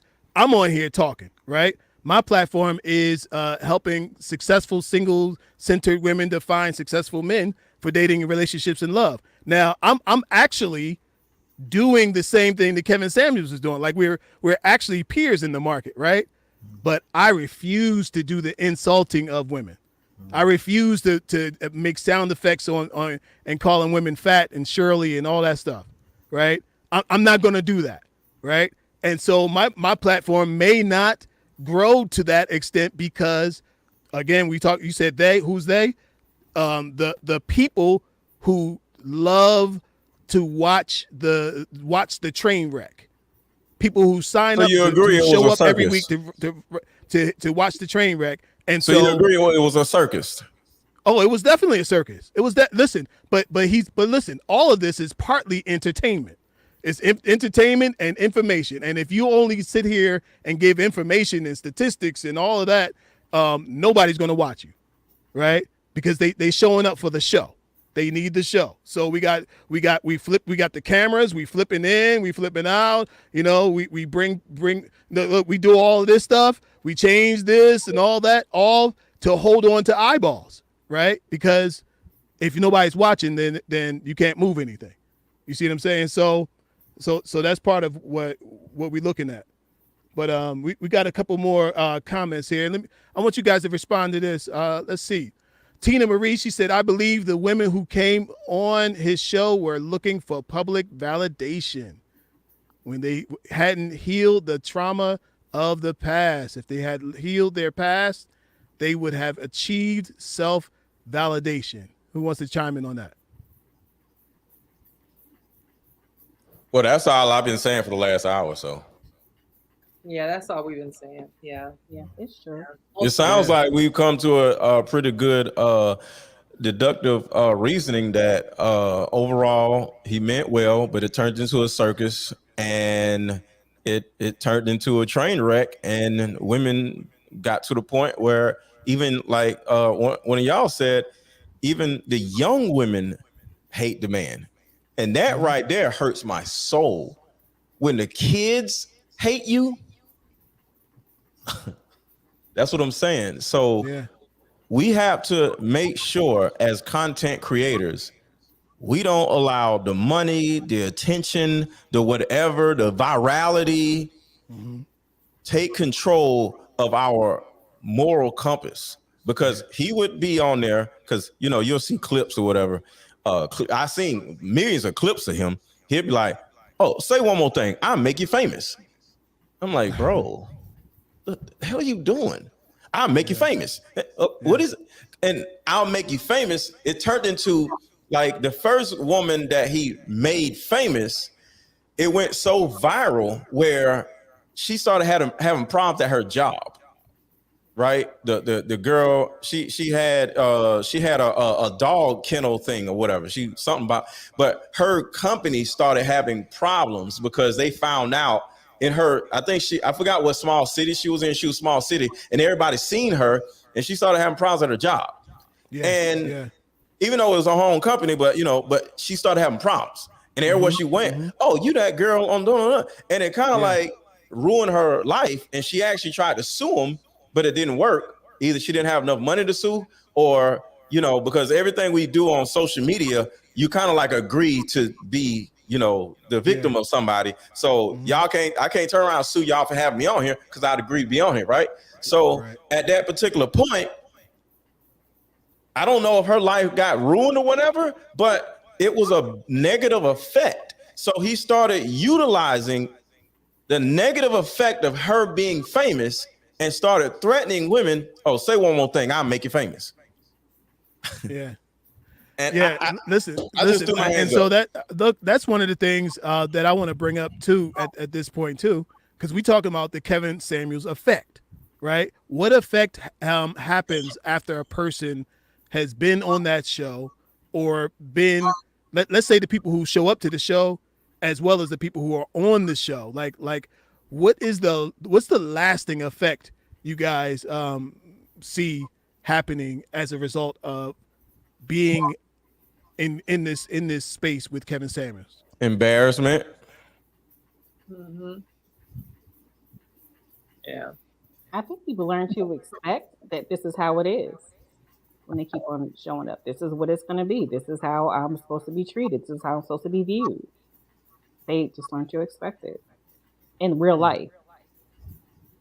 Yeah. Yeah. And like one of the things that I can't say I appreciate him for it. Um Clips, I seen clips overall, Yeah. and usually the clips are usually the worst ones. You get what I'm saying?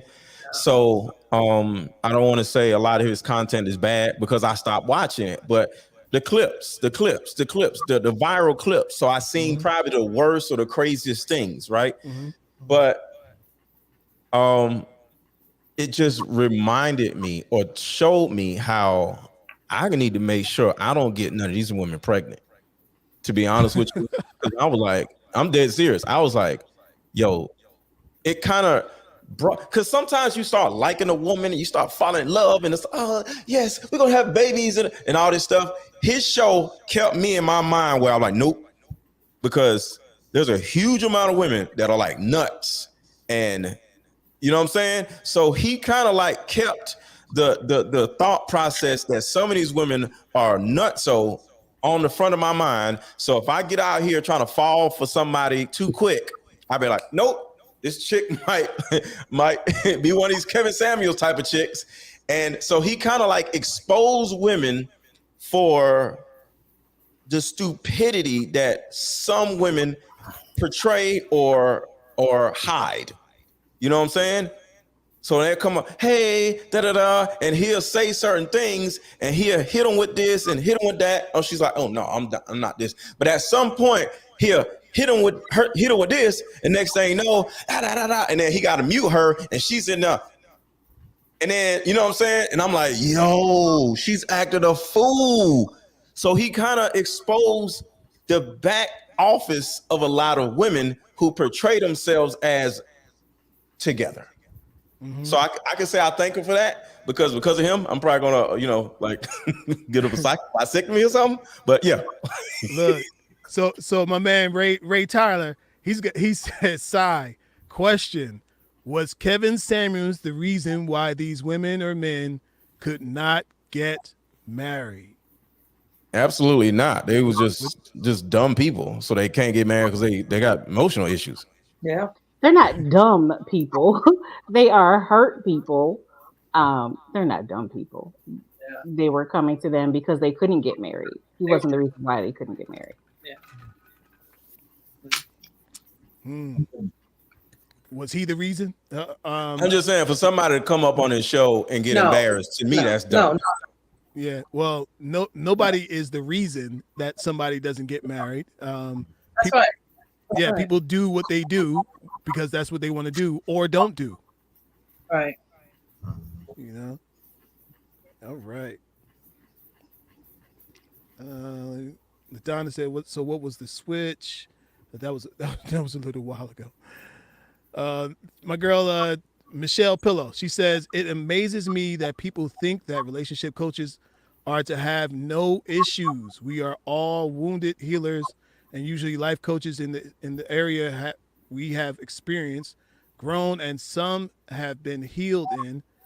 Derek Jackson was able to teach women also about the wrong man because he truly understood them." What's your thoughts on that? On the wounded healer? That's true, and I think Tamika said that though, or no, the caller. I'm sorry, the caller said that he was very much wounded, and if he had spoken in a space that showed his vulnerability and the things that he went through, I think that way he could have helped people to move forward. Like, this is what happened with me when I was in this situation. This is what I done, and so maybe you can use this to help you. You know what I mean? Because if he'd been a little bit more vulnerable and open about some of the things he went through, and that's not what he did because he appeared to be a broken person. Instead of talking about it, because his brokenness could have been helpful to somebody else and it may have helped him to heal. You know what I mean? Because it's true. A lot of times what we do is we become who we want to how we want to be fixed. I became a dating coach because I knew that my two marriages, I didn't want my third marriage to be like my first two marriages. You know what I mean? I knew that I had to work on me. And so that's how this came to be. So so that person was right, yes. But he didn't do that though. He let him tell it he was high value, he was perfect, he didn't have no flaws, and he could date any woman, and you ought to see his women. And I think he said it a couple times. So I don't know. Yeah, and I think that many coaches, therapists, counselors, all of them, they become that because they have had some trauma, but they just want to do better Correct. the next time around. That's And right. so they do have their own issues. Everyone has their own issues, but they want to be calculated about it and they really want to do better and show other people how to do better as well. I want to say this, and I almost don't want to say it because he's not here anymore. But because of that person asking that question, the wounded healer, I think it's important for me to say this. I don't want to say this, but I think it's important. So here we go. And this may be offensive to a couple people, a few people, or men and women, or whatever, right? Speak. But when you see a person that's wounded, usually they have some type of guard up, right? Some type of wall.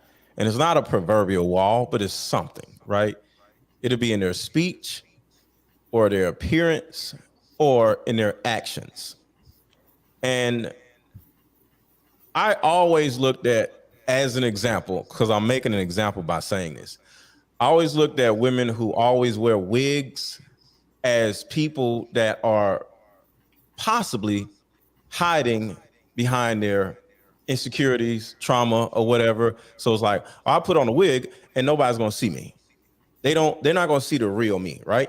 So I bring that up because the thing you said, Kelvin, earlier, he always wore a suit, right? So to a certain degree, it's a possibility, because he's not here, that he was hiding his trauma or his issues by wearing a suit.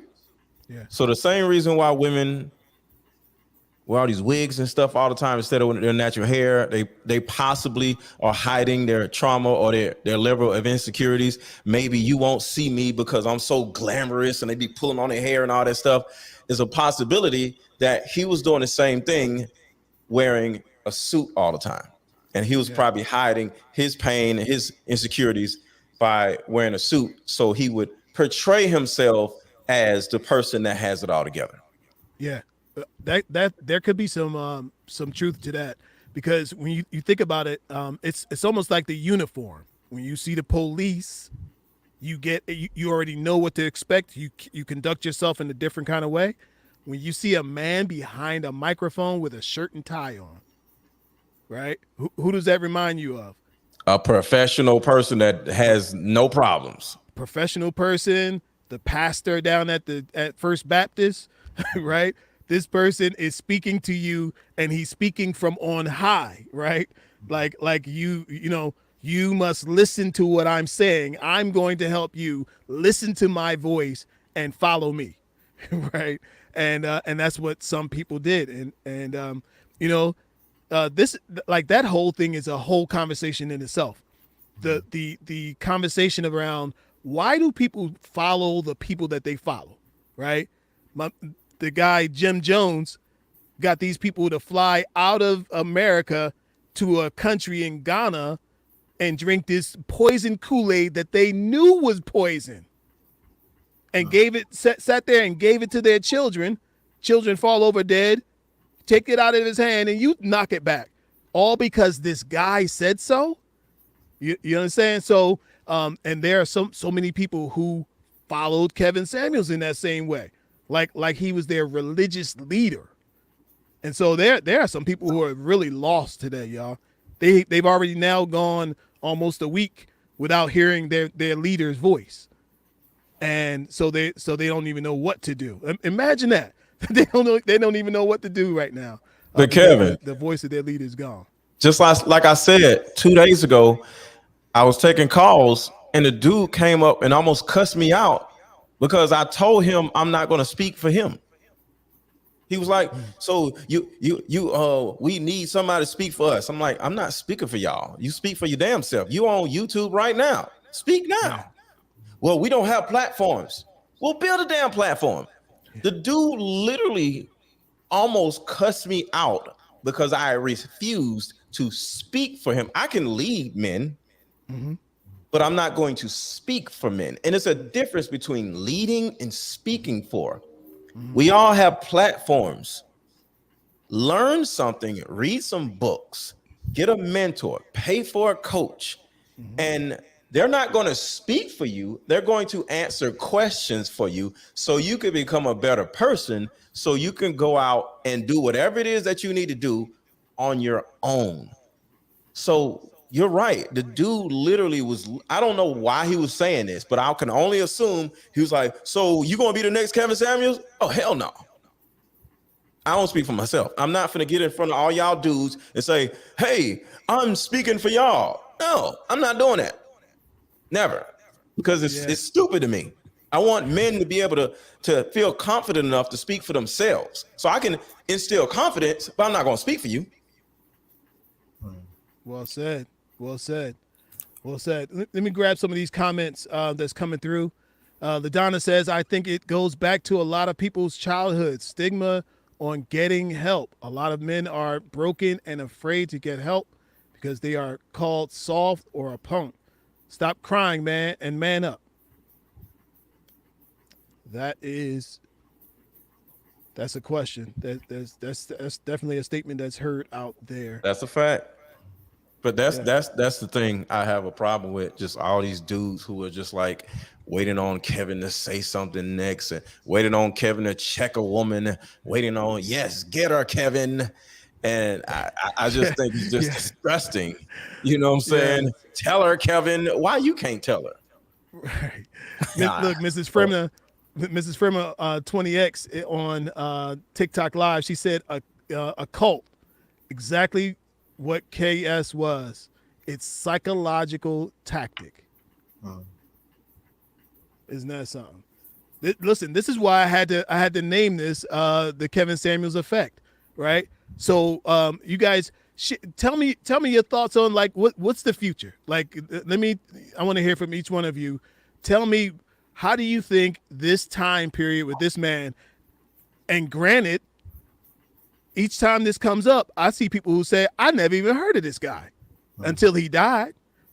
Right? So there's a whole group of people who never heard of the guy, and now he's got a new audience, and now that he's passed away, and people are going to go in and watch all his YouTube videos and all that sort of thing. But what is your perspective on, what's your thought on, like, how does this affect the future, and what happens now that this, let's call it a void, this good, bad, or ugly, the void, he's gone from this space. So tell me your thoughts. I think that moving forward, people are going to start being more open minded to seeking help or seeking guidance from other YouTubers or people who are in that dating space, or just kind of like what he's doing. They're going to look for other people, because as you can see, when he started, a lot of other people, content creators, YouTube channels, also grew because of him. You know what I mean? Because of what they were doing in association and stuff like that. They grew. They weren't where they were prior to him, getting to where he was. But I think that what needs to happen is let's not negate the fact that his platform did force us to have conversations that hasn't been had. Now that we're having those conversations, let's continue to have those conversations and have them with solutions that everybody can agree upon. So, like someone said in a comment a little while ago, that men and women need to get together and do a kumbaya. I am 100% on board with that. Like, somebody needs to decide, okay, what it is exactly that we're doing, that this generation is not married, we're divorcing, we're doing all these things. What is it that what did we miss? Why is it that we can't stay married or raise our kids in one household? What is it that we're missing? Maybe if we all come to the table with our truths, maybe we can get somewhere. But I think that his voice did start some conversations that we needed to have. And it could have been more effective had he provided solutions. But since he didn't, now we have to provide our own solutions, because we're still here and we need to make a difference. Look, he was always able to fall back and say, I'm an image consultant. Yeah. I'm not. I'm an And image consultant. we are actual coaches. So I would say it's up to people. It's up to people like us, pretty much. Say, hey, what do you want from me? I'm an image consultant. Yo, I ain't gonna lie. Oh my God, I'm not a coach. I'm an image consultant. Y'all can't get mad at me because right, right. You'd always fall back on that. Oh my God, let me mute. Go ahead, out. Tamika. What's the effect going forward? I think this is a perfect opportunity for those who want to be in the spotlight. It is a spotlight position. Not everybody is ready for that. But for people like you who do have YouTube channels and the other platforms, it's an opportunity to change the conversation a little bit and really stress communicating. Stop complaining and start effectively communicating with one another in order, because that's the solution. Once you can effectively communicate, you can get these issues resolved. You can work on them and you can grow and go from there. But I think it's a perfect opportunity for you all, for people again who want to be in the spotlight, to take that. And it could be more than one, but just kind of change the conversation and do it with kindness and some grace. Yeah. Love it. Dwayne, what do you see the future happening, the effect of Kevin Samuels? Well, Kevin Samuels did offer solutions. He talked a lot about us getting therapy and just about every. No solution. That's not a solution, brother. That's not a solution. It's definitely a process. That's a resource. That's a resource, but that ain't no solution. That's a resource. That's like if somebody like, hey, somebody, my house is flooded. What do I need to do? Get a plumber. It's a little bit more to that. You get what I'm saying? So you can't turn around and just say, get therapy. That, sir, is not a solution. We all know what we're supposed to do. So, Kelvin, this is a disconnect right here. I'm answering your question. 3 seconds into me coming from my perspective, I'm interrupted. So I'm trying to get my point across. I didn't interrupt anybody on this panel. So that's number one. Okay, that's a disconnect right there with us. And therapy is part of the solution. If you did, let's get technical. We're going to talk about marriage. Up to 80% of women initiate divorce. When that woman is college educated, that number jumps up to around 90%. For you to tell me that such women don't need therapy is delusional. Women leave, men stay. Do men need therapy? Of course. But when we're talking about marriage, how are you going to deal with trauma in your relationship, issues in your relationship? You can't heal yourself on your own. To get that professional help is a solution. Next point, Kevin Samuels talked about moms and grandmoms educating their daughters on not to distrust black men, on black moms and grandmoms to educate their daughters that black men are not the enemy. Moms and grandmoms to educate their daughter that your education is important, your career is important, but so are men. So I do believe that he tried to offer solutions. We just weren't trying to hear him. Okay. So let me say this, because this is important when it comes to solutions. And then also tell me what you think the future is Okay. Of the effect of Kevin Samuels. Okay, what's important when it comes to solutions is to give a group of people, whether it's men, women, or whoever, a belief system, change their belief system. Because therapy, saying go get therapy, that's not really that's not at all a solution. Because, like, as an example, if your basement is flooded and somebody says call a plumber, okay, the water is still down here. You know what I'm saying? There's a certain protocol that you got to do before the plumber gets here. One, you have to find out why the basement is flooded.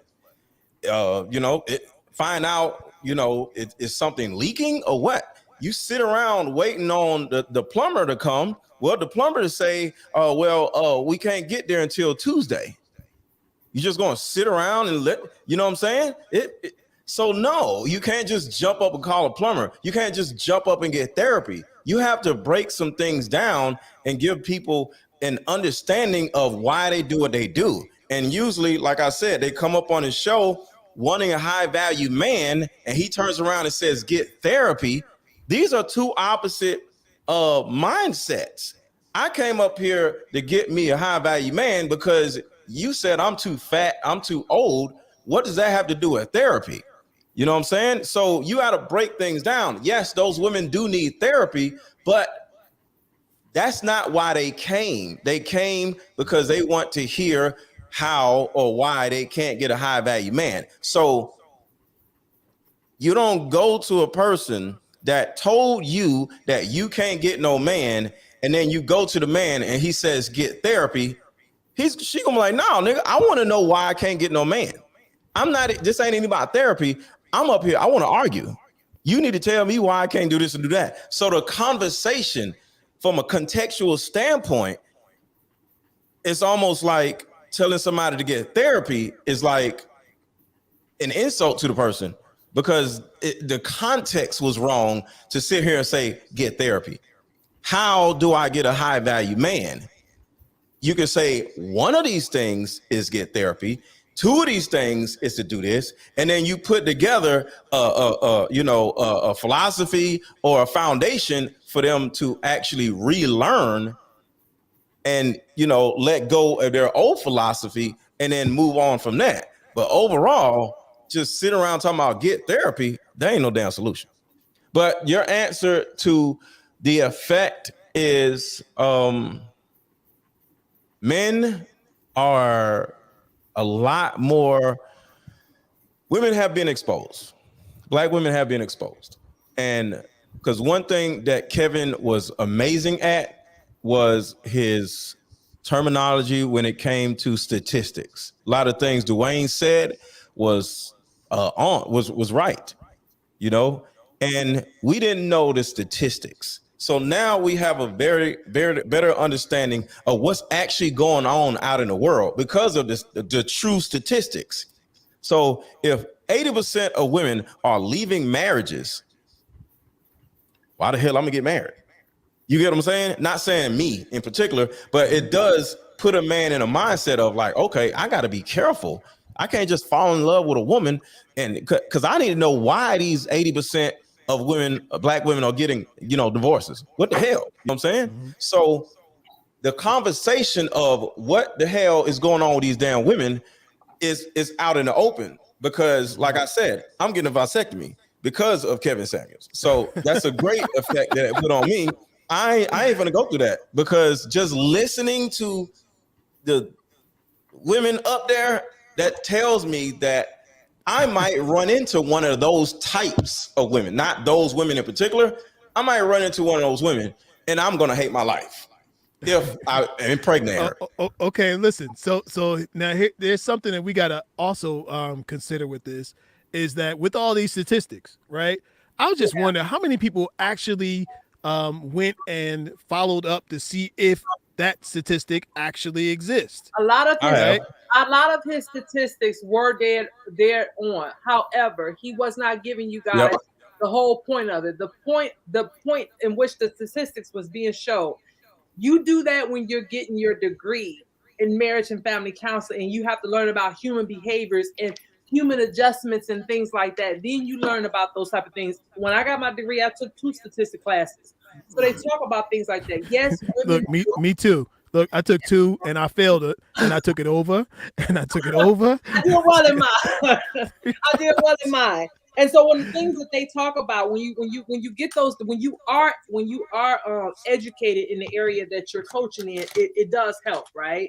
Um, and so for me, the statistics were correct. There are more women filing for divorce than men. And the reason why is because most women feel that they are at their breaking point at that point when they file for divorce. Does it make it right or wrong? I'm not saying it does. I'm not saying it does. For me, I filed for divorces with both of my husbands, right?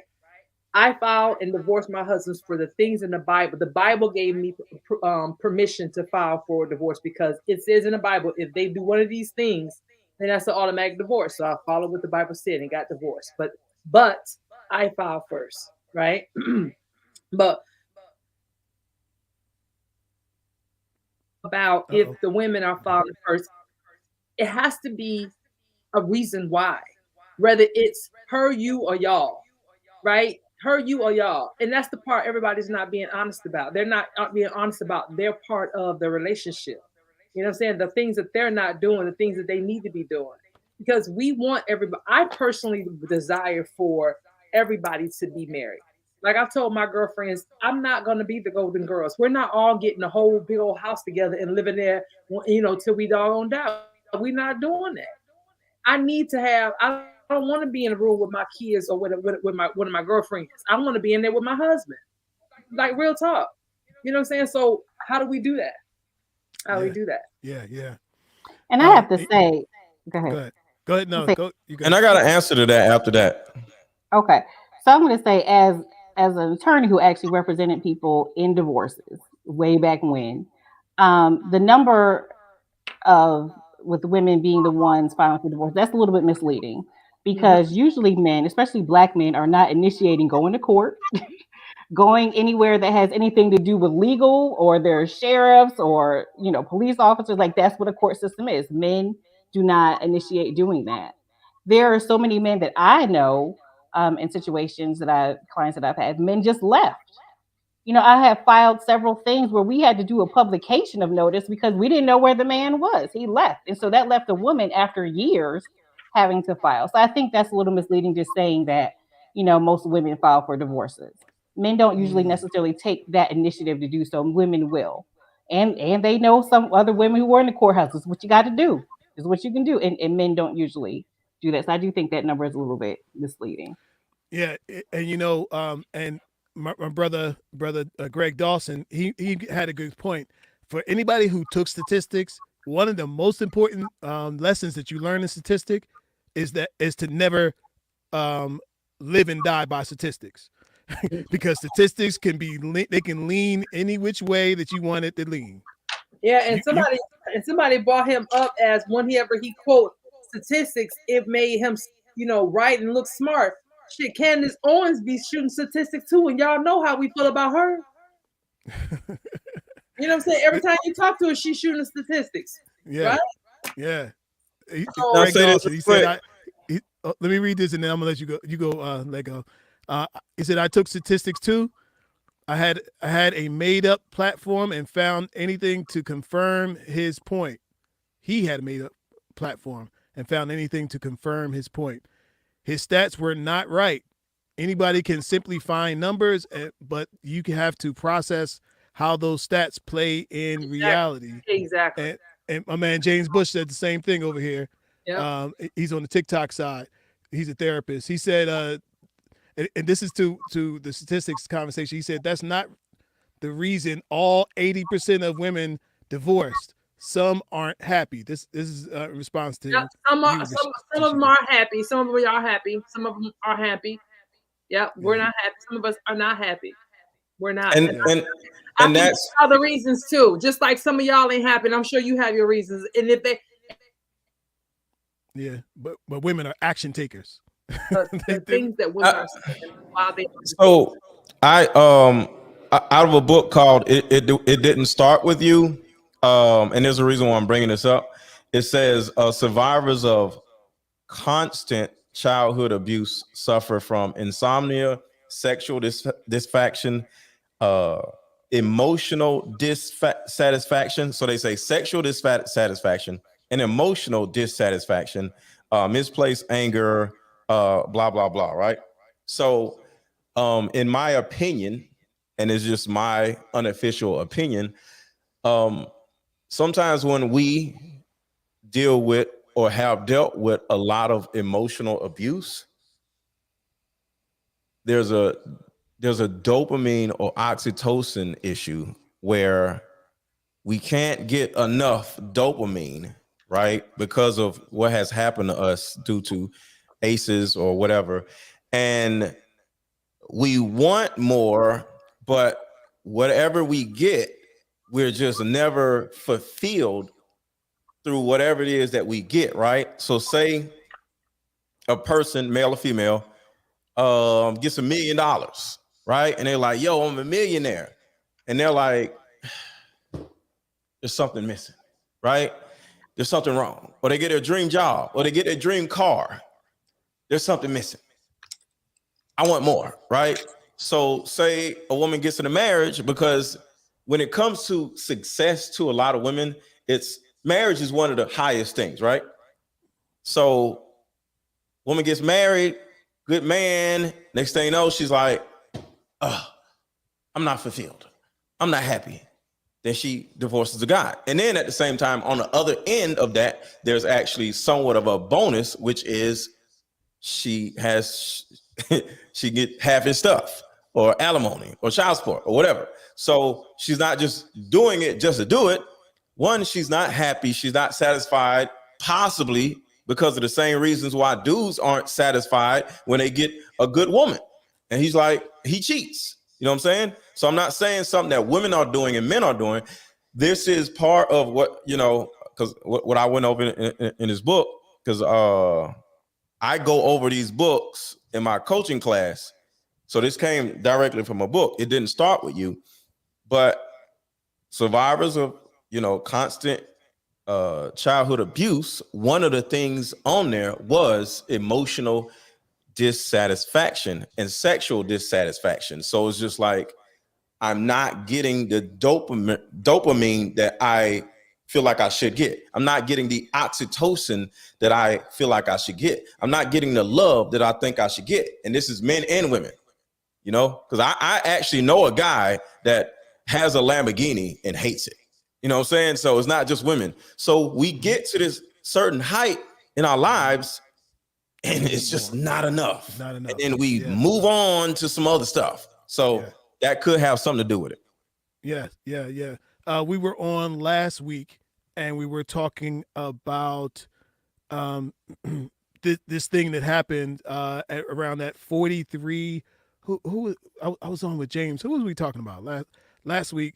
Um, and the woman just came and said, "Look, I'm just not happy." And there's kind of a pattern of women at around in their 40s. And y'all, I want y'all can speak to this. There's a pattern of women in their 40s.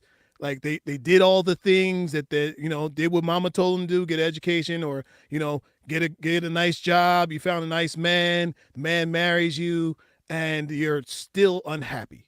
Yeah, they're just Or not happy. Yeah. or or you didn't get the man and you're unhappy. Right? And but a lot of times the woman, she gets the man at 43, that 42, 45 year old. Somebody said Emmitt Smith, he's one. His wife just said, I'm just not happy here, living in a 5,000 10,000 square foot house, And with all of these dudes ain't everything. running around slapping women around. Sometimes a Right. woman just be simply like, oh, I'm That's not who it was. happy. Yeah.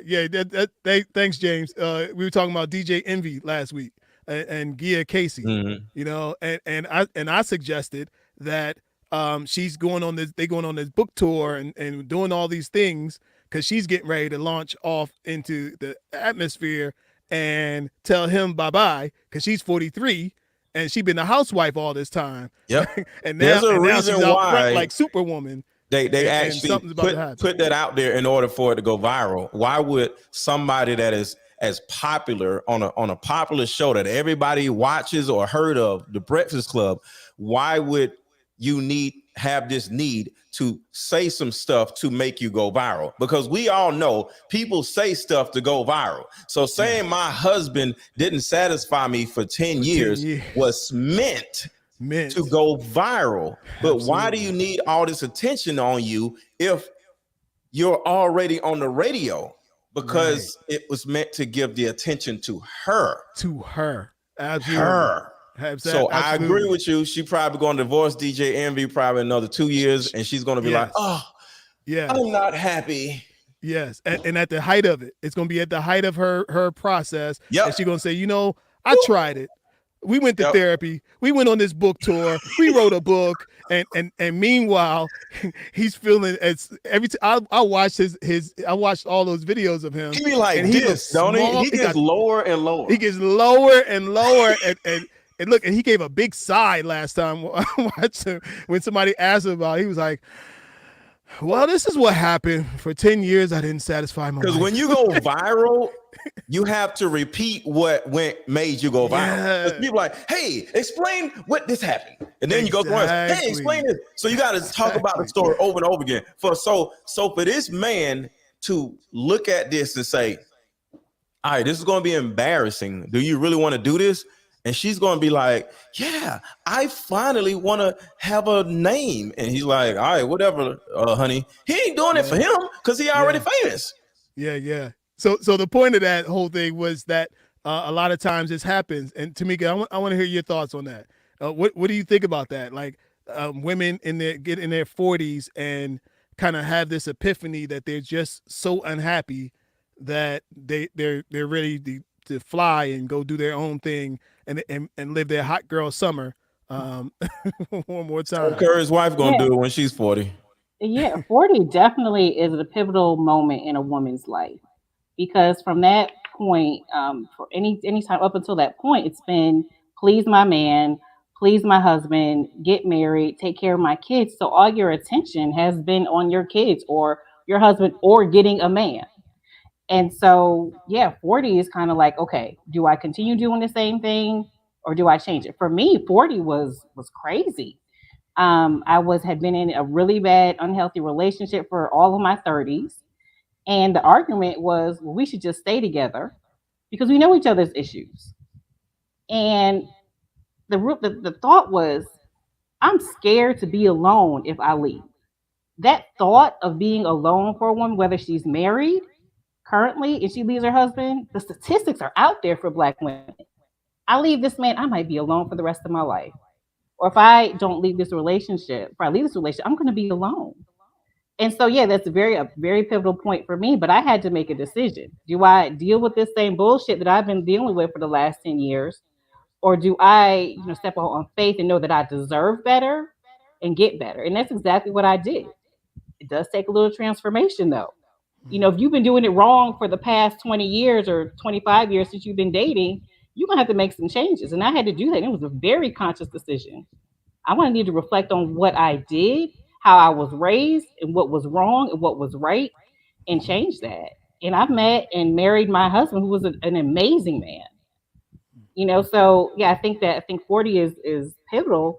Um, but because we focus on our kids. I was a single parent, a single mother at 25. Mm. All my attention went towards my daughter. Everything in this relationship that I was in. It's men and children for us. So yeah, so sometimes at 40, you kind of like, you know what, I'm done with this.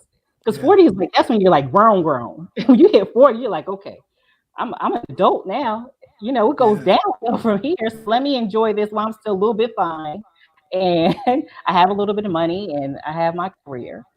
And let me, Mm. take a chance. So it just depends on what your situation is. But yeah, that's definitely true that you kind of want to live your best life after you've been taking care of other people all your life. Not just your man or kids, but your parents, especially if you're successful, your siblings, family members, everyone, Yeah. church, other Yeah. obligations, volunteer. You've been focused on everybody else except yourself, and you get tired. I have Yes. a And woman who Tamika. yeah. Oh, I just want to concur with what you're saying. A book that I read called The Female Brain actually said everything you said. When a woman gets to a certain age, they literally like, I'm not going to say it's menopause. I don't know what it is, but something in her brain wise, something in her brain shuts off where she's just like, okay, I'm done caring for other people. I want to care for myself. I literally read that in the female brain. So when you said that, I was like, oh damn, I read that. So I agree. I agree. Yeah. Yeah, Yeah. mine shut off at 48. Mine shut off at 48. At 48, I didn't care about nobody. Yeah, you just Yeah, stop once I caring to a certain degree about everybody, and you're like, man, I ain't studying people, and you just it's a tell you, real I thing. cut it out. I told my daughter, I have a daughter. I've had her since she was 2 weeks old. She's 8 now. She's actually my cousin, but I have two grown sons. I told my daughter, I'm sorry, because you got the old me. You know what I'm saying? You got the old mama. You know what I'm saying? I mean, you upgraded in mama because your lifestyle upgraded, but you got the old mama though. Because your biological mama is 20 or 30 something. She would have cooked for you.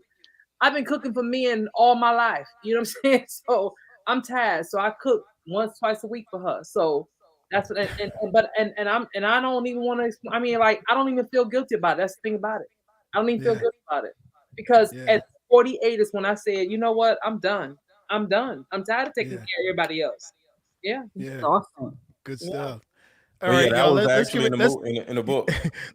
let's grade pack this thing up. So, I I want you guys to go around this circle, and give your last thoughts on the Kevin Samuels, the legacy, how you see, just in a package, put together your thoughts on this time that we're living in post Kevin Samuels, and tell everybody how they can follow you, how they can find you, and we'll sign off for tonight.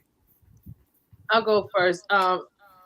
As far as Kevin Samuels is concerned, I believe that he has, if nothing else, he has brought a way for us to have conversations amongst our people so we can get to the resolution of a lot of things that's been going on for generations. And so for that, I thank him.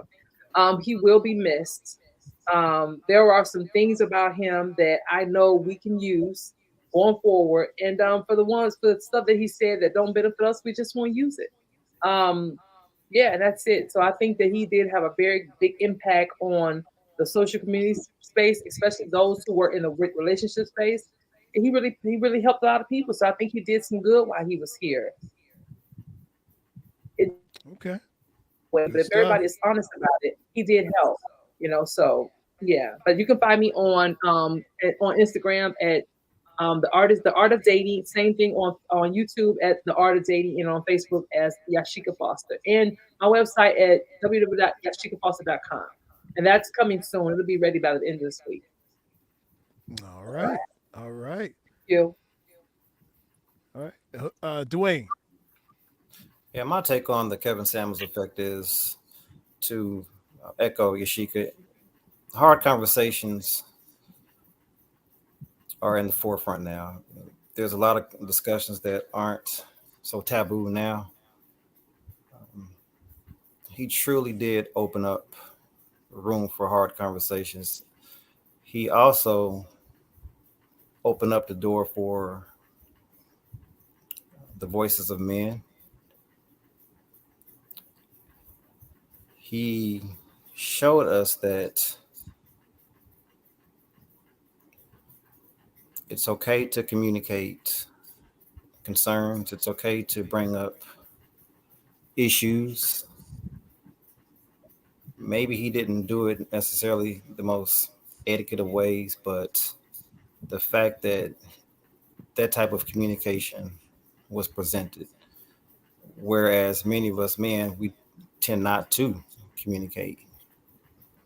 Hopefully, there can be more of a unity between men and women, but that's going to start first with conversation. Mhm. No, I don't think conversation is the ultimate solution, but it's a starting point.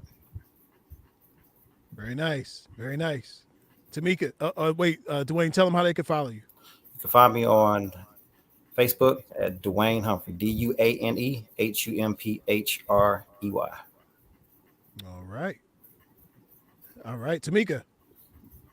So I'll say this. At the end of the day, Kevin Samuels, he was a man and he was a person and he was a human being. So I will never celebrate anyone's passing because no man, woman, or child is all right or all wrong. So I think that he probably did make some good points after his passing. Though I do think that it does create an opportunity for other leaders, coaches, um, to speak about relationships in a more positive manner and way. So yeah, I don't celebrate. I don't celebrate his passing. I don't think anyone should. There's a void left in someone's life or multiple lives because he's not here. But it does definitely create opportunity for better for us as a community as in regards to relationships. You can find me at thematchmakingattorney.com is the website, and on Instagram is at Platinum Connections, which is the matchmaking agency. All right. All right. Let go. Let go. All right, one thing I can easily say about Kevin Samuels, I'm indebted to the man due to the fact that he was the biggest inspiration that got me onto YouTube to start doing shows. But when it comes to him as a content creator, he was very successful. And that is what, any content creator wants to be. Now, his way of doing it, I 1000% disagree with. But I can never say that he did not add value to uh, just the creation of content. It's not many people who can actually set up what he set up and just have it like moving the way it was moving as efficiently as he had it moving. If it was the lights, it was the music, it was the candle, it was a little thing that it was just so many different things that was like art to what Kevin did, right? But I've easily learned to never get to a point in my life or my career where I allow the money to start pulling me in a direction that I don't want to go in, or views or virality or whatever. So that's the thing that he mainly taught me. Stay in my lane, not saying like stay small, but if I ever blow up or whatever, don't start doing crazy extra stuff for money or for clicks or for this or for virality, because it can bite you in the butt. And you can find me on Instagram at I am underscore Mr. Let Go, and YouTube as Mr. Let Go, MRLETGO. And yeah, that's all I got. And I appreciate you having me, brother. Yes, sir. Yes, sir. I've been trying to get you and just really all of y'all. Look, I'm gonna invite all of you guys back to just be on one because like like we just getting started with this, and I love and appreciate every one of you being here and being a part of this. So what I want to say that I really got from Kevin Samuels was just his way of doing his own thing. This guy did his own thing, his own way, and he didn't, for better or worse, he didn't give a damn what people thought about it. He found what he felt was working, and he went with it. You know, I observed his platform as a content creator, right? And I watched enough of him because he's once you hit that button to watch something, they just never stop sending to you. So, but I never watched his thing to get involved in that way.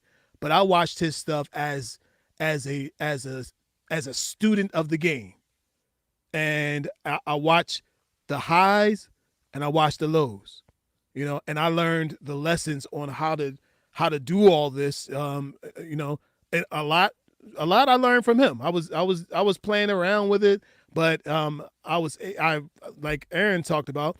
I was dazzled by his appearance and what he brought to the market. So check it out. This broadcast today was about the good, bad, and the ugly, right? The good is he showed that an articulate black man who could put on a suit and speak a word that got people's attention, and in his way, he thought that he was helping the people the way that he did, right? That's good. Right? He brought attention to a topic that nobody really had a handle on probably since Steve Harvey, especially amongst the black community, right? Do I agree with all his methods? No, I don't agree with everything. Look, I look back at my old videos and say I don't even agree with that, right? But either way, I still did it my way, and so I'm encouraged. I'm sorry to see the guy go because again, he was a content creator, and he was somebody. He was a voice out here who at least was trying. I feel like behind all the stuff, really had the heart to just help people be better and help people's lives be better.